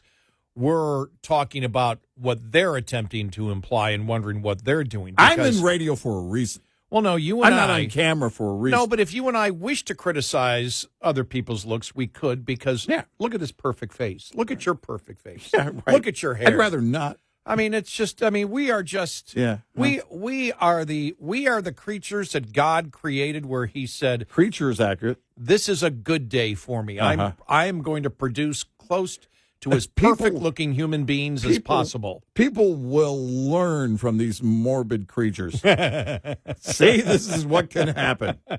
And I know that we're great-looking because can't tell you how many women have told me I've got that face for radio. Exactly. Yeah. You're hot. They tell me all the time. Oh. You should get out of your car and roll the windows down. What? I want to make it clear. I saw the headline yesterday. I wanted to make sure people didn't think it was me. The story of the guy in Oregon that got charged with DUI and reckless driving. He was driving 130 miles an hour, and he said he missed his cat. He was going back to see his cat. Oh, and that wasn't you, to be clear. That was not me. Right. You missed your cat, but that wasn't you. Yes, that was not me.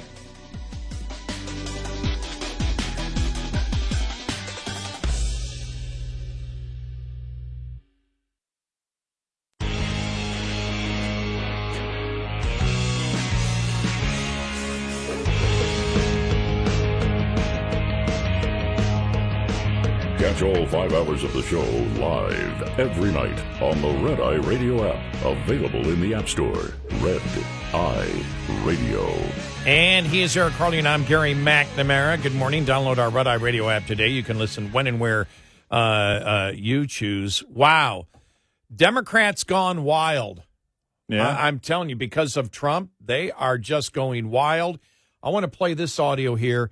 Here's Chuck Schumer yesterday. These are very disturbing comments. Please do not do any theater of the mind when you hear Chuck Schumer yesterday talking about, well, the mood of Democrats and Democrats in the Senate in Washington because of Donald Trump. People are aroused. I haven't seen people so aroused in a very, very long time. Meanwhile, Donald Trump has authorized the $50 million of condoms for Gaza go directly to the Democrats in the Senate. I have a question, or 10 million, for Schumer, none of which I can ask on the air.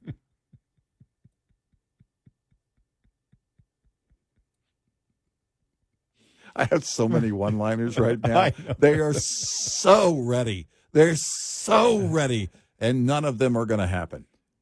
What? Why does he do this to me? Oh, gosh. What are you paying attention to? What's going on with you, Chuck? I would have used the word, I mean, I don't know anything about American politics. I'm just a guy on the radio. I would have used the word, and it's just me, excited. I wouldn't have used the word aroused twice. Well, in a row. I think he probably didn't use the right word. Maybe.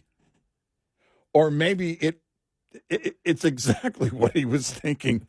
I don't know. It's Schumer.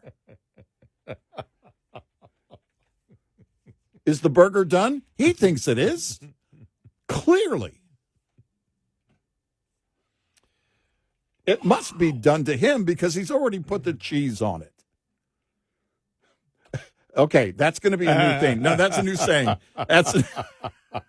That's a new saying. Oh, no, don't go there. No. Well, you put the cheese on it this time, Chuck. That's it.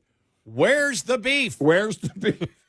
Well, I wasn't going to go there, but I guess we did. We don't want to be like this. They force us to. Yeah. You know, oddly enough, when you look at the official definition, the sub-definition, one of the definitions, is awakened. And we've been saying, well, a lot of people are awakened. I don't think that's what Chuck meant. It's just the way that he said it twice in a row within like a half a second. Well, you know, I that has to be a very secondary definition because I don't remember ever going, I just woke up. I'm aroused. Well, I might have said, actually, I'm awakened. Actually. No, don't go there. What? No. I know. I'm Don't go not. there. Don't I'm go there. not. I wouldn't. Don't. But if I did. This is a family-oriented show that has children over the age of 21 at the moment.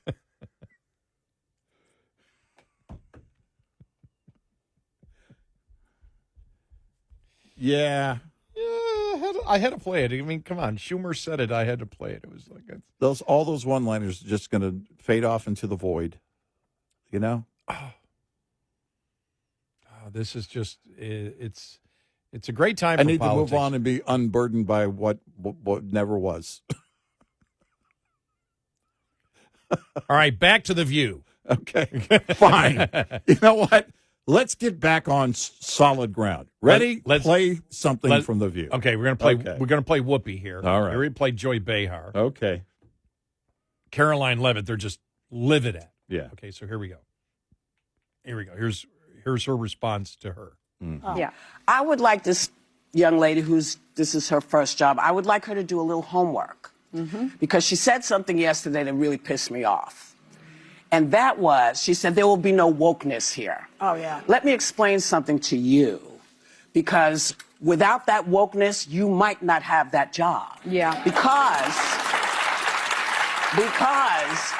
women were not invited to that table. Women were not invited to many tables in this nation. The reason we fought and busted our behinds to make sure that you didn't have to worry about this. And now to hear you talk about it and to hear anybody talk about the wokeness was put in place for a reason, because black people couldn't get into colleges, because women could not get into the colleges they wanted to go to. This is all women. Yeah. See, this is not black, Asian women. This is all women. Wokeness has nothing to do with women's rights. Yeah, absolutely. They're completely changing the definition of what wokeness is. Right. And since when is the left concerned about women's rights? Yeah. It's just the opposite. Title IX is being trashed by the left. If they get their way in the future, it will be. Yeah, wokeness has nothing to do. The wokeness that she is talking about is the insanity of an example of the radical transgender movement. The wanting to censor speech that people don't like. The banning, the protest of comedians on campus. Nothing to do with women's rights. And when it comes to women's rights, it's the women on The View that want men in women's private spaces. Yeah. But understand, Whoopi, this is when you take your own definition, when you sit there and say, okay, here's a definition of what she's talking about, and that's not what she was talking about at all. She was talking about women's rights. Women's rights have nothing to do with wokeness at all. In fact, wokeness is what's helping to destroy women's rights right now in the radical transgender movement. Mm-hmm. But remember, this is also the Whoopi that said this about Trump. Well, I will say this. I feel a lot better when I know there are standards people have to meet. Yeah, of course. And so qualifications you are can bring in whoever you want. The truth will the proof will be in the pudding. We can stand and say this is terrible, but so we're gonna wait and see what happens. And the minute it turns out to be state-run television or state-run information or state-run news, because I disagree that people got stuff wrong. I don't know what people were looking for, because the people I talked to were not looking for the things that these folks were looking for. And now that they've got him, are they getting what they want? So that's just my opinion. Okay, but who's talking about state-run news? Right. The only state-run news is really PBS. The only people that are promoting state-run news are the states out there that are talking about supporting commercial news making. Mm-hmm. They're the ones that are doing it. Republicans aren't promoting that at all. And remember, she's also the one that said that Trump is going to break up interracial marriages. Mm-hmm. Right. Remember that one? Yep. Let me see if I found. Yeah, I got that one here. Here we go. All right, here we go. All of you talking about you. It's us.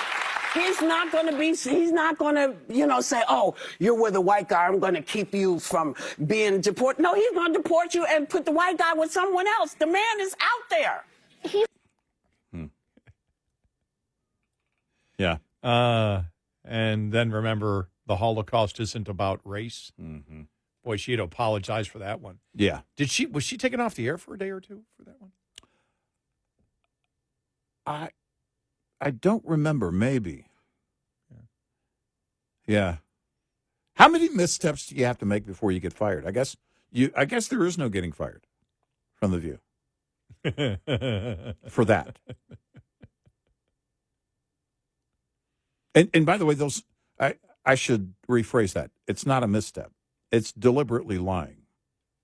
It's deliberately being delusional. Well, just remember, everybody listening, it is the first show that I've ever heard of, the first talk show, where they actually have lawyers that in real time monitor the show and give them legal notes in order to correct what they're saying on the air in real time, because the network is scared to death that these idiots will cost them millions of dollars in a defamation lawsuit. Mm-hmm. The network, think about this, the network has lawyers that in real time monitor the show and give them legal notes because they can't trust that they distort the truth so much that they're afraid of defamation lawsuits. I have never heard of that ever. Yeah, no. In any talk show on TV or radio. Maybe it happened in the past. I don't know about it because I don't ever remember legal notes being given on any other talk show. Do you? No. That is how incompetent these hosts of The View are. This is, as I've said before, The View gives the impression, the wrong impression, the wrong stereotype that women are emotional nightmares that have no critical thinking skills whatsoever, which is why you need lawyers monitoring them in real time for the entire show to make sure the network doesn't lose millions of dollars in a defamation lawsuit. And understand I'm talking, it's not because they're women, it's because of how their brain operates, because conservative women don't have that problem. No, I've never heard of that. Neither have I. I've never heard of lawyers basically being right there the whole time, having to correct them. I don't know how many times. Remember the couple of weeks ago where Sunny was like, she kept reading legal notes. Yeah. A bunch of 2 or 3 in a day. Right. It's like, And just had that look on her face. she was so angry. Yeah. And then the defendant, well, you have to understand, they're legal notes. They're legal. When we understand what they are. Right. Well, the reason is just to make sure. No, the reason is they don't trust you. Well, You're an emotional nightmare. And we put together that it's quite possible that ABC News, their parent division, is very careful now, especially with the fallout from George Stephanopoulos, and they're watching every word because they don't want to get sued. Yeah. Well, they don't trust their hosts to tell the truth. I don't know how they haven't gotten sued in a big way that, I don't know if there are any smaller lawsuits that have happened involving The View, but is it because their lawyers make them correct everything? Quite possibly. Yeah, they'd say, well, that's an effort to correct. Exactly. That it's not malice. Exactly. Especially if they go after a public figure. We have lawyers on site during the show. There is no malice. We correct everything that we find along the way as it happens. Wow. 866-90-RED-EYE. Lines open for your calls. 866-90-RED-EYE on Red Eye Radio.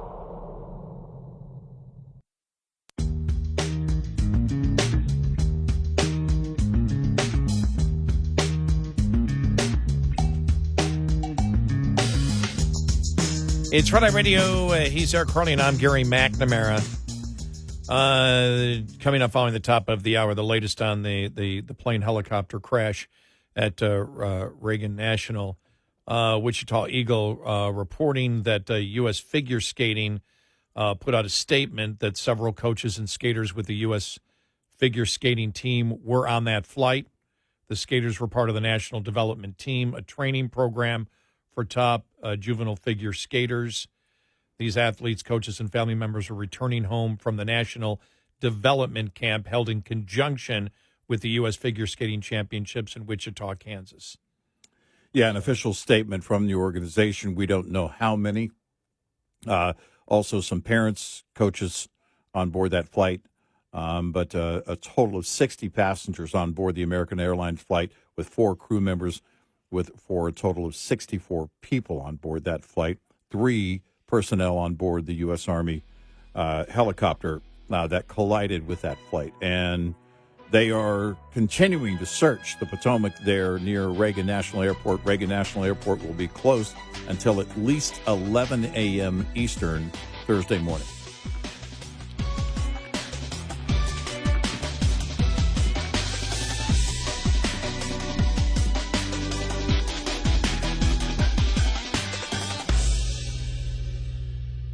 This is Red Eye Radio on Westwood One.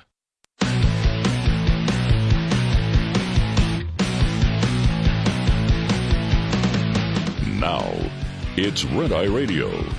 Gary McNamara and Eric Harley talk about everything from politics to social issues and news of the day. Whether you're up late or you're just starting your day, welcome to the show. From the Uniden America Studios, this is Red Eye Radio. All across America and around the planet, we are Red Eye Radio. He is Eric Harley, and I'm Gary McNamara. Good morning. Thank you for being here.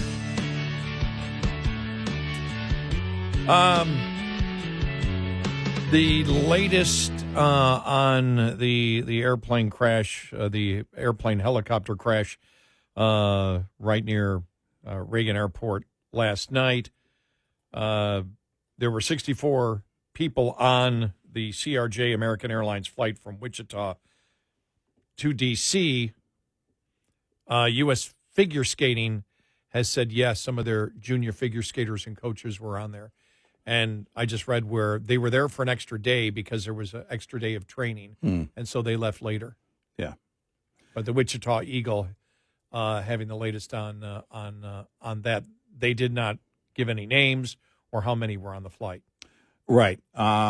We are expecting, just a little while ago, D.C. Mayor Bowser posted on X that there will be another briefing at 7:30 a.m. Eastern. And so she's going to be posting that live on her account on X.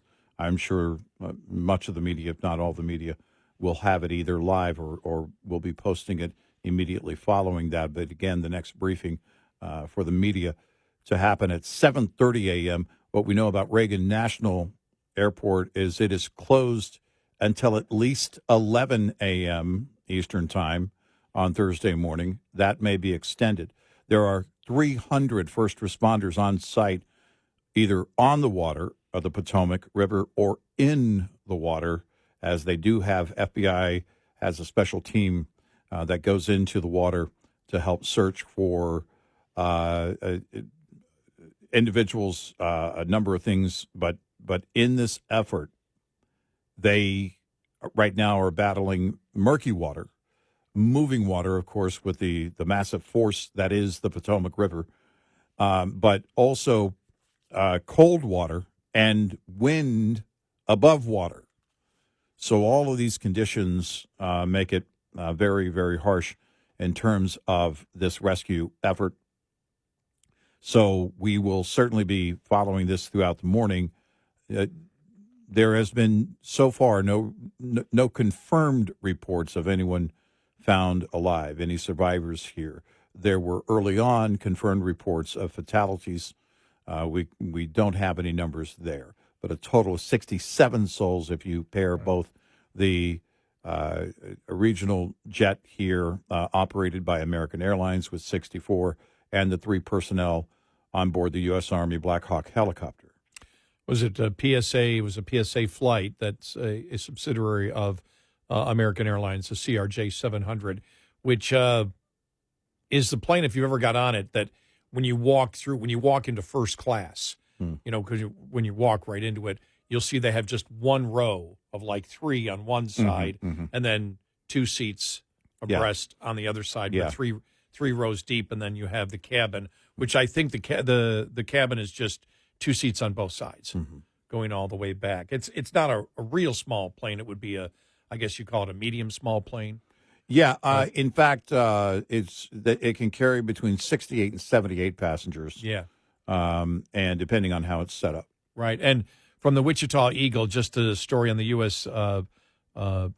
Figure skaters. Several coaches and skaters with the United States figure skating team were on the flight from Wichita to Washington, D.C. that crashed Wednesday night. According to U.S. Figure Skating, the skaters were part of the National Development Team, a training program for top juvenile figure skaters. Quote, these athletes, coaches, and family members were returning home from the National Development Camp held in conjunction with the U.S. Figure Skating Championships in Wichita, Kansas. A statement by U.S. Figure Skating said the U.S. Figure Skating Championships were held in Wichita from January 20th to January 26th. Some of the young athletes stayed in the city through January 28th for an advanced training program. Team USA pair skater Luke Wang told McClatchy News that skaters who qualified for the elite division stayed an extra day, after which several boarded American Airlines flight 5342 to Reagan National. Wang and others were notified by U.S. Figure Skating via text after the crash. Wang wrote on X, praying for all of those on the flight from Wichita to D.C. Among the passengers were skaters and coaches. Absolutely heartbreaking. Another skater, Team USA ice dancer Ethan Peel, tweeted, I'm in shock, praying for the families and my skating community. U.S. Figure Skating did not immediately provide details about who from the skating community or how many were on the flight. Russian state media reporting in the last hour or so that 2 world champion Russian figure skaters were on board the passenger plane that collided with a U.S. Army helicopter near Washington, D.C. Again, the search efforts will continue. The investigation is going to take quite some time. The Department of Defense is involved, as of course, U.S. Army helicopter was involved in this crash and will work alongside the NTSB in that investigation. Secretary Hegseth issuing that as a post, part of a post, in fact, confirming that a few hours ago on X, that the investigation from the Army and the DOD started almost immediately, as would be the case, and they will be involved in working with the NTSB in investigating this in the short term and long term to find out exactly what happened here. This U.S. Army helicopter, this Black Hawk, was conducting training exercises and was coming down the Potomac from the north. And this flight that came from Wichita, Kansas, operated by American Airlines, was on final approach and coming in from the south and again on final approach about to land. They collided over the Potomac, and it is not known exactly why. It may be some time as to why as to exactly what happened. We do know that there was communication between the helicopter and the tower and the flight and the tower just seconds before they collided. And there, at first, those stories were, as is the case with much breaking news, were kind of unclear and cloudy. But it was then confirmed because in terms of the Army helicopter and their response and when their last response happened with the tower, it was the news came out that the helicopters operate on a different frequency, and the tower was monitoring, of course, both frequencies and was in contact with both the helicopter and the airliner. Air traffic control knew there was a problem. Yes. From the audio that from the audio transcripts that we have seen, they knew there was a problem at that point. Right. They knew the helicopter was heading towards the plane. Right. Some of the audio does not contain everything because, again, I don't know what was on what frequency, but it is again a case where they were both flights were communicating with air traffic control and up to, in fact, the final seconds, and witnesses could see it. Other pilots. There were roughly 18 flights that were in the area near Reagan National Airport at that time, and they were all sent to Dulles, about 20 miles away, in order to land. But it was a very, as it always is, Reagan National Airport, a very busy scenario there, and so there were many witnesses to this collision. Here from earlier, the press conference, this is from a few hours ago. Here is just part of the Washington, D.C. Mayor Bowser's comments. I'm Muriel Bowser. I'm the mayor of Washington, D.C. I'm at Reagan National Airport. I am joined by United States Transportation Secretary Sean Duffy, United States Senator Jim Moran, Senator Roger Marshall, Jack Potter, the CEO of the Metropolitan Washington Airports Authority. We are here to brief you on the very tragic events of this evening, where we know a passenger plane coming to the airport here collided with a military helicopter.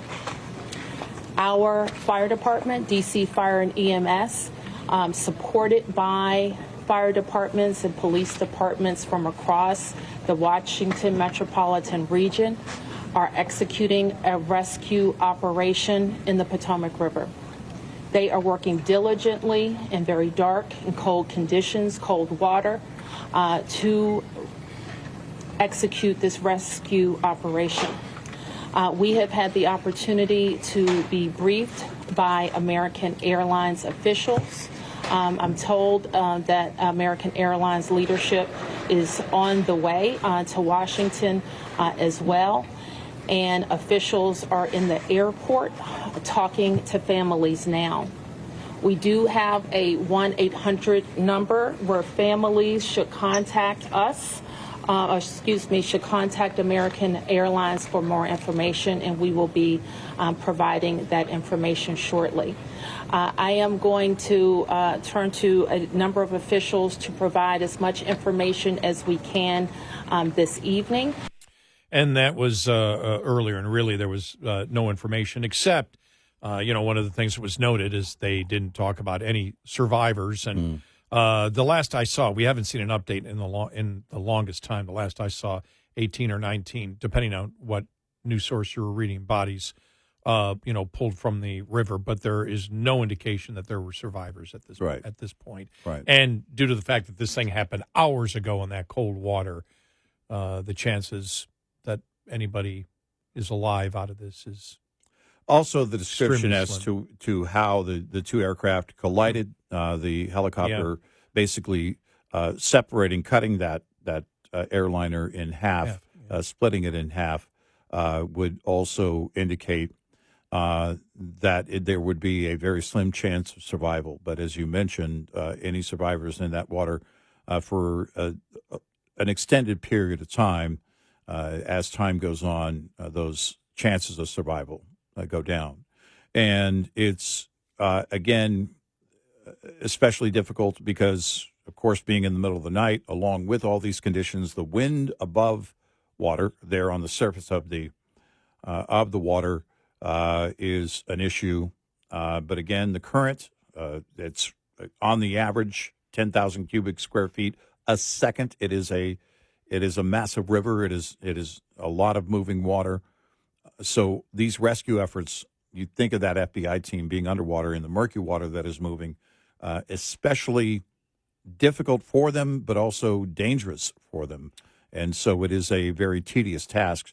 And they don't have the benefit of light. It's happening in the middle of the night here, and it will be, in fact, a few hours before the sun comes up. I'm looking right now. Somebody posted a video landing on that same runway, a couple of years ago on a 737, not on a CRJ 700. But it gives you an indication of how low you are when you're going across the Potomac.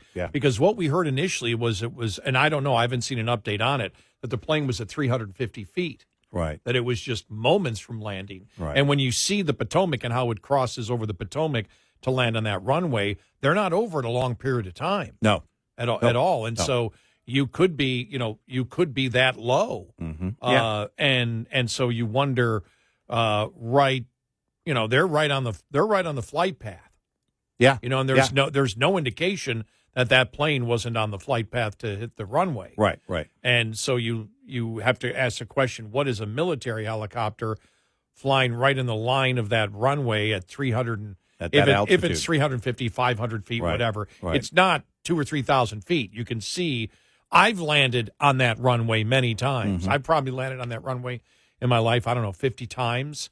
And you always notice it because whenever you're going over water, I think of New York, you can go over some water. San Francisco, you go over water. The same thing here. You're always going, okay, boy, they're really close to the water before they land, aren't they? And so, just a horrific thing. Any updates we will throw your way. Right. Otherwise, we'll be covering it at the top of every hour. Yeah, and expect that later in the morning after our show ends. Again, that would be at 7:30 Eastern. Mayor Bowser has already posted that there will be another briefing for the media at that time. She's going to post that live on her account, and that will be, I'm sure, carried live by numerous outlets. And we hope to learn more information. But again, the long-term investigation done, it's going to be a joint effort by the Army and Department of Defense and, of course, the NTSB. And we will ultimately learn the cause of this accident. But our thoughts and prayers for all of the families affected here. 866-90 Red Eye. Brought to you by Hot Shot Secret. Hi, I'm Jen Loomis, a transport safety expert at J.J. Keller, and I'm here to share a tip on compliance, safety, accountability. Compliance, Safety, Accountability, or CSA, is the FMCSA Safety, Compliance, and Enforcement Program. Its goal is to hold motor carriers and drivers accountable for highway safety and to reduce crashes, injuries, and fatalities on our roads. CSA does this by assessing the safety performance of motor carriers and drivers based on data collected during roadside inspections, crash reports, and FMCSA investigations. Based on the data that is compiled, motor carriers are assigned a score. The carrier is then grouped with other carriers who have had a similar number of safety events. Carrier scores within the group are then ranked to determine intervention priority. Low scores are better, so carriers with the highest scores are those that are most likely to be targeted for intervention by the FMCSA. Interventions range in severity and may include warning letters, roadside, off-site, or on-site inspections, civil penalties, or operation out-of-service orders. This tip was brought to you by J.J. Keller & Associates. Visit us at jjkeller.com. Get in touch with Red Eye Radio, toll free at 866-90-RED-EYE.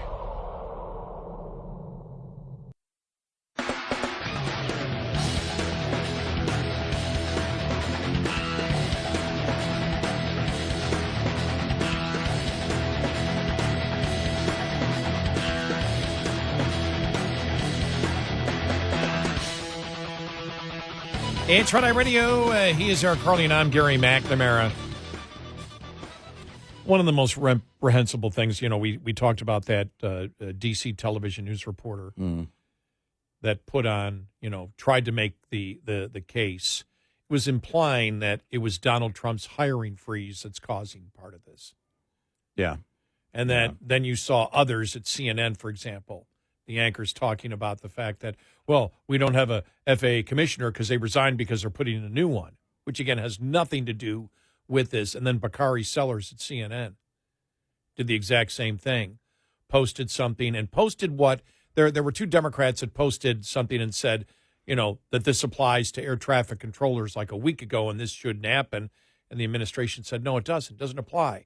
Public safety positions aren't involved here. Mm-hmm. Well, Bakari Sellers put that same thing out last night, slamming it.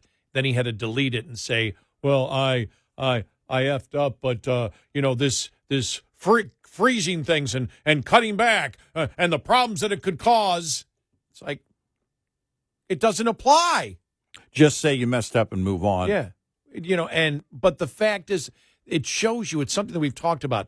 They are so incredibly reactionary right now, and it's not going to stop, that they're worse than they've ever been before. Yeah. Because even if it was right, as somebody pointed out, even if Trump put a hiring freeze on air traffic controllers, it wouldn't have had anything to do with this accident because you don't train new air traffic controllers in 8 days. Right.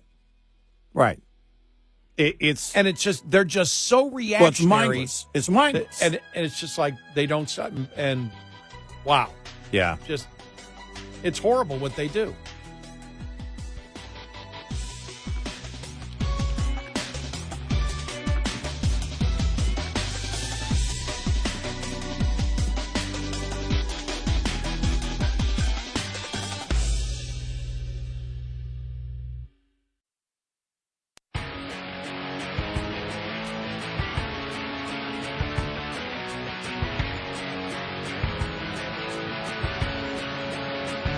Catch all 5 hours of the show live every night on the Red Eye Radio app, available in the App Store. Red Eye Radio. And he is Eric Harley, and I'm Gary McNamara. Welcome and good morning. It was another interesting day when it came to illegal immigration yesterday. The Trump signed the Laken Riley Act into law. And Laken Riley's mother was there, and I want to play what she had to say after the bill was signed. Thank you, President Trump. We would like to thank Senator Katie Britt for her diligent bipartisan work to get this bill through the Senate. We'd also like to thank Congressman Mike Collins for his unwavering passion and for leading on the Laken Riley Act from the start. Our family will forever be grateful for the prayers of the people across our nation and for helping to get this legislation into law. We also want to thank President Trump for the promises he made to us. He said he would secure our borders and that he would never forget about Laken. And he hasn't. He's a man of his word. We trust that he will fight for the American people. Most importantly, I want to thank our Lord and Savior, Jesus Christ, because without his sacrifices, Laken's story would have ended on that horrific day that she was taken from us. But because of him, we can continue living knowing that we will see Laken again. There's no amount of change that will ever bring back our precious Laken. Our hope moving forward is that her life saves lives. We're so thankful that her passion for helping others and her legacy for doing good in the name of Jesus Christ will carry on. Thank you. You juxtapose that with the CNN audio we played earlier from the Democratic strategist that was saying, well, you just wait till American women find out they don't have blueberries for their smoothies. Yeah. I mean, it's on a completely different plane, Eric, what's going on. And then you had the president yesterday come out and say that they're going to open up Gitmo. Here's this. Here we go. Today, I'm also signing an executive order to instruct the Departments of Defense and Homeland Security to begin preparing the 30,000-person migrant facility at Guantanamo Bay. Most people don't even know about it.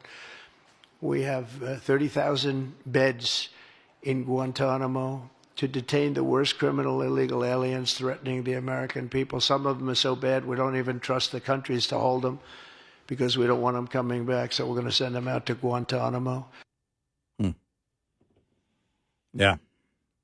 You compare the seriousness of that with, with Laken Riley's mother, and then what you're getting from the left, and it's no surprise when the Quinnipiac poll came out yesterday, the lowest rating ever for the Democratic Party.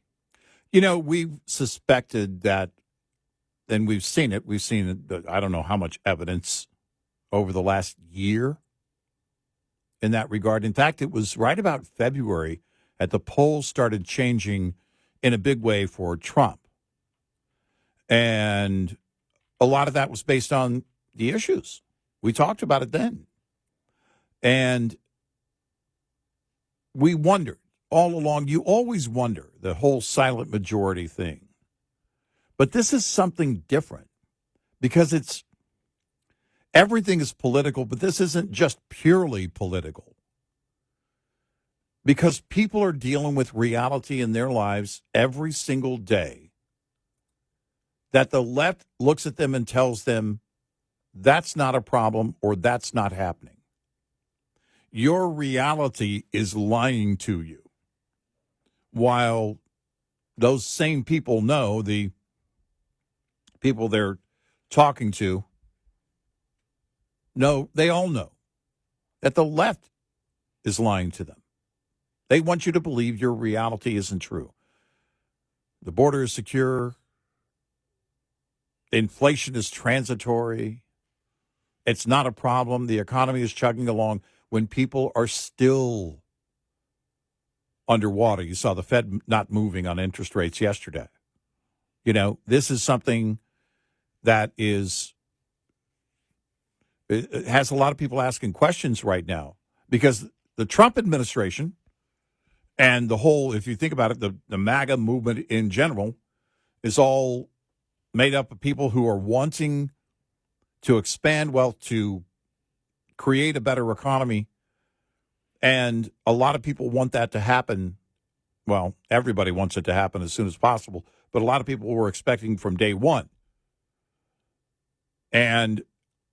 But if you look at it realistically, this administration is moving very quickly on key campaign items, which were all based in the reality that Americans are dealing with every day. So when Quinnipiac comes back with the lowest ratings ever for Democrats, it's no surprise. Yeah, 57% have an unfavorable opinion. That's the highest percentage of voters having an unfavorable opinion of the Democratic Party since the poll began asking the question.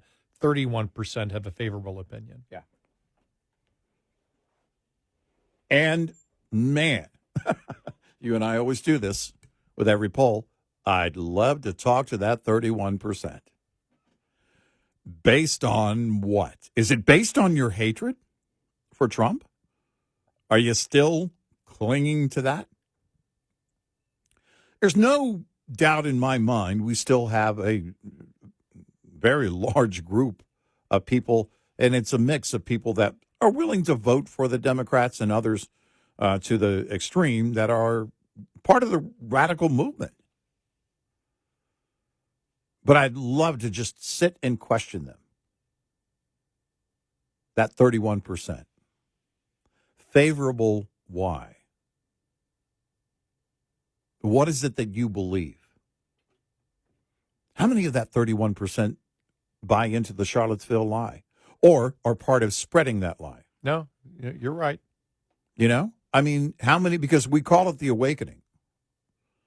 You know, where a number of prominent, high-profile Democrats have been very vocal as to why they're no longer supporting the Democratic Party. So I wonder how many are still left that don't know the truth about Charlottesville, that don't know the truth about the Russian collusion hoax, that don't know the truth about the impeachments. I mean, think about this. There are so many untruths that are still on the table for millions of Americans, and there's only two options. It can only be one of the two. Either you're not willing to wake up or you just haven't seen it yet. You're where Michael Rappaport was a couple of years ago and is no longer. Mark Pincus, same thing. Or you're part of telling those lies and you know it. We said it yesterday because I think this would be one of the most fascinating debates to have, and that is Democrats that have looked at their party and rejected it. And you and I talked about, who are three people we could pick out. One would be Mark Pincus. Had another editorial, I believe, op-ed piece in the New York Post the other day saying the exact same thing. And what really put him over the top was Charlottesville. Right. And then the other guy, what's his name? The professor, Francione.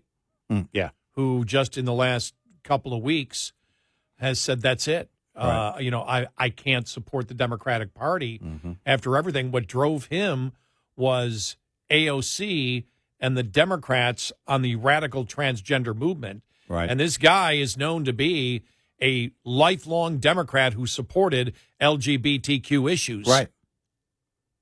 Well, at least L, B, and G. Yeah. Because on the transgender movement, he does not believe men should be competing with women in sports. Right.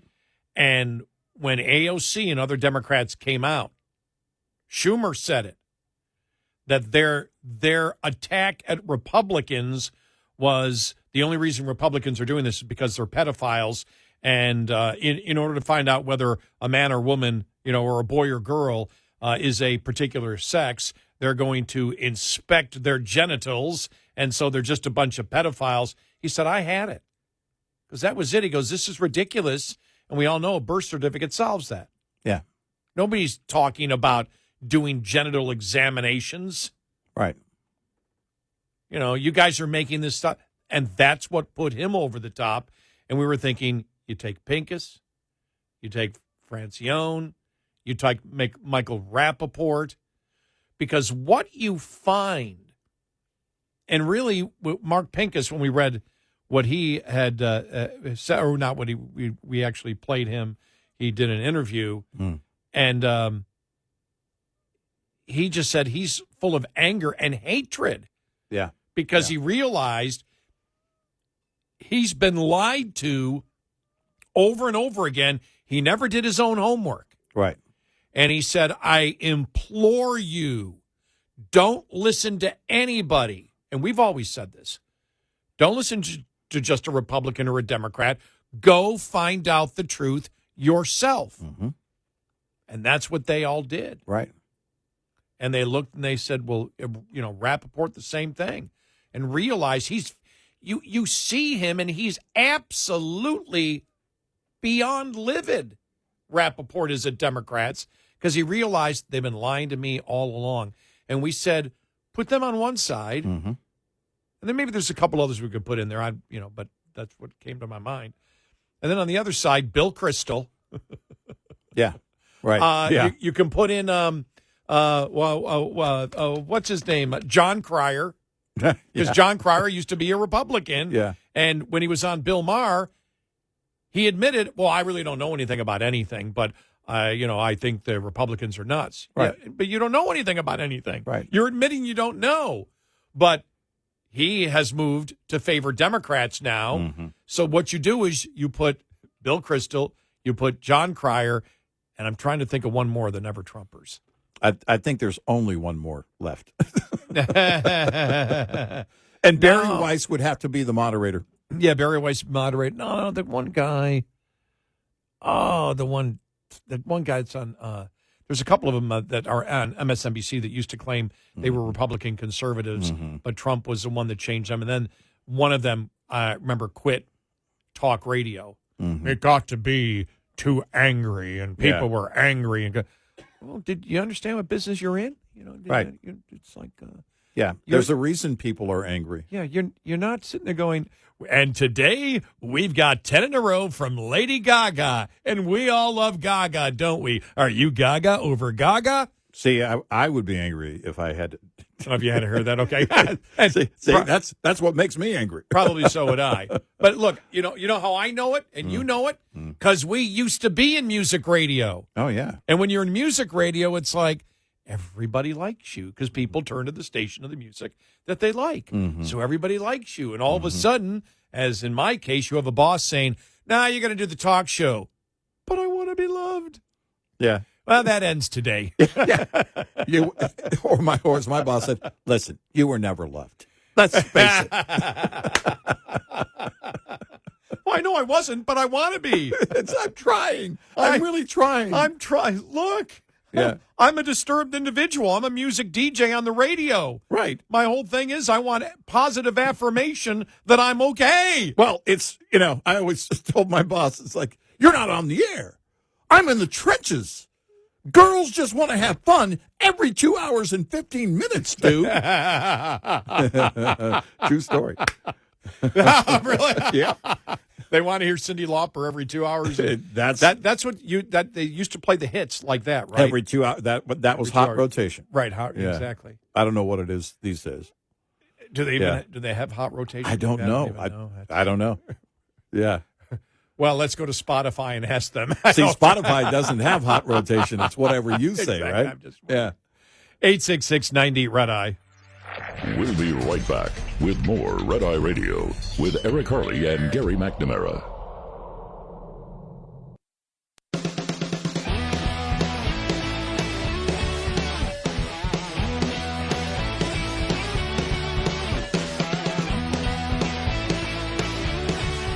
It's Red Eye Radio. He's Eric Harley, and I'm Gary McNamara. Download our Red Eye Radio app today. Hey, we record our show, and it becomes a podcast right after the show is over. Mm-hmm. And the show is over at 5 a.m. Central Time and 6 a.m. Eastern Time. Yeah. So a few minutes after that, in case you can't listen to the entire show, or in case you're not working overnights anymore, right? Or you've cured your insomnia, you can listen to the show anytime during the day. And during the show, if you can't get us on one of your favorite great radio stations, well, then you can listen on the app. Yep. We stream on the app. We stream all 5 hours live every night. Yep. And coming up following the top of the hour, we will have the latest on just the horrible American Airlines regional jet that crashed with an Army helicopter as it was landing at Reagan National Airport last night. Latest on the way.